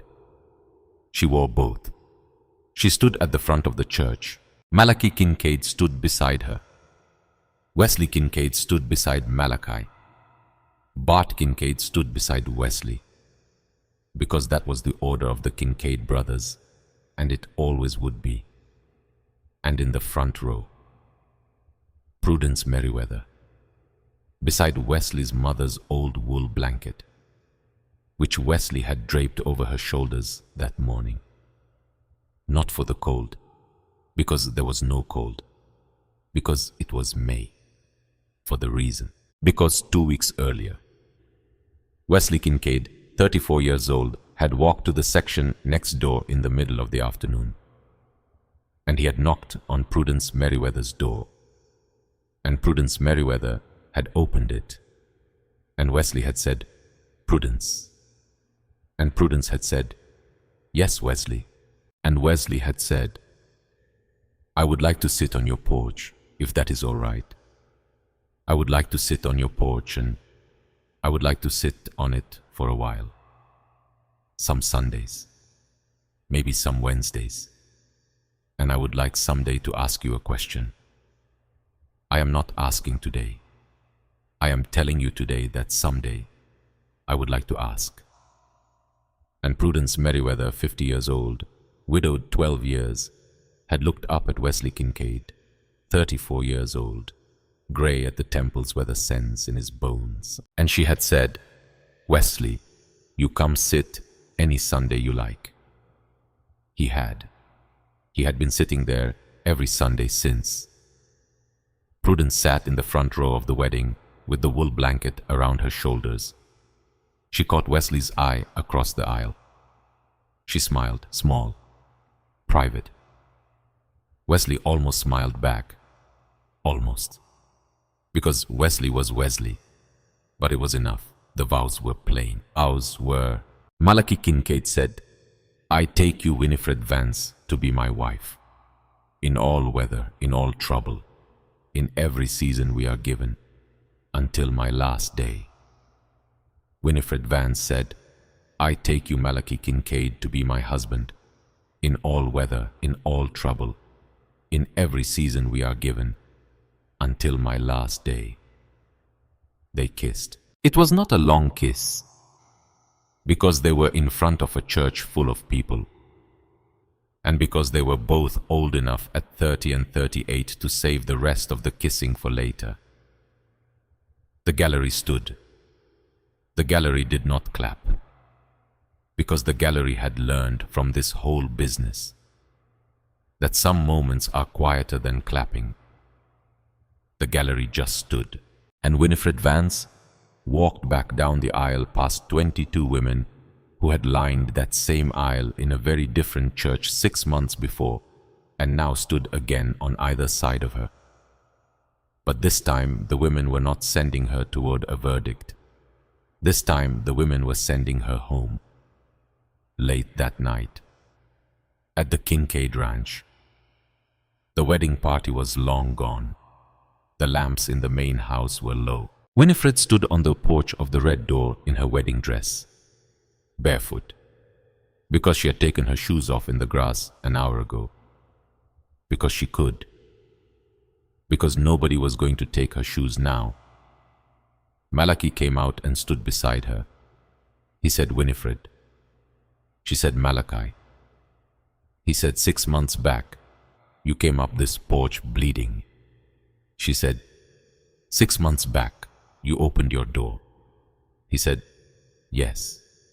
She said, "Malachi, yeah, you did not save me." He waited. She said, "You opened your door, which is different, and then I saved myself, and Prudence saved me, and Martha saved me, and Millicent's mother saved me, and Elias saved me, and Tommy Ashcroft saved me, and you saved me, and your brothers saved me, and I saved myself, in that order and in every other order, all at once. He said, yes. She said, I want that to be the story, not the one where a big man saved a small woman, the one where a small woman knocked, and a lot of people opened doors. Malachi said, that will be the story, because that is what happened. She said, good. They stood on the porch of the red door. The wind was low, the night was warm. Somewhere in the pasture, a cow lowed once. Winifred said, quiet. My mother would have liked you. Malachi said, my father would have knelt to your father. Winifred said, good thing they did not have to. Good thing we did the kneeling for them. She reached over, took his enormous hand, slid her small hand inside it, and Malachi Kincaid, who 3 years ago had come to Wyoming to be nobody, who 3 months ago had opened his door on the worst night of a stranger's life, who 36 hours ago had married that stranger in a plain church in a small town. Malachi Kincaid closed his hand around hers, and he did not speak, because he did not need to, because the door was open, and it was going to stay open.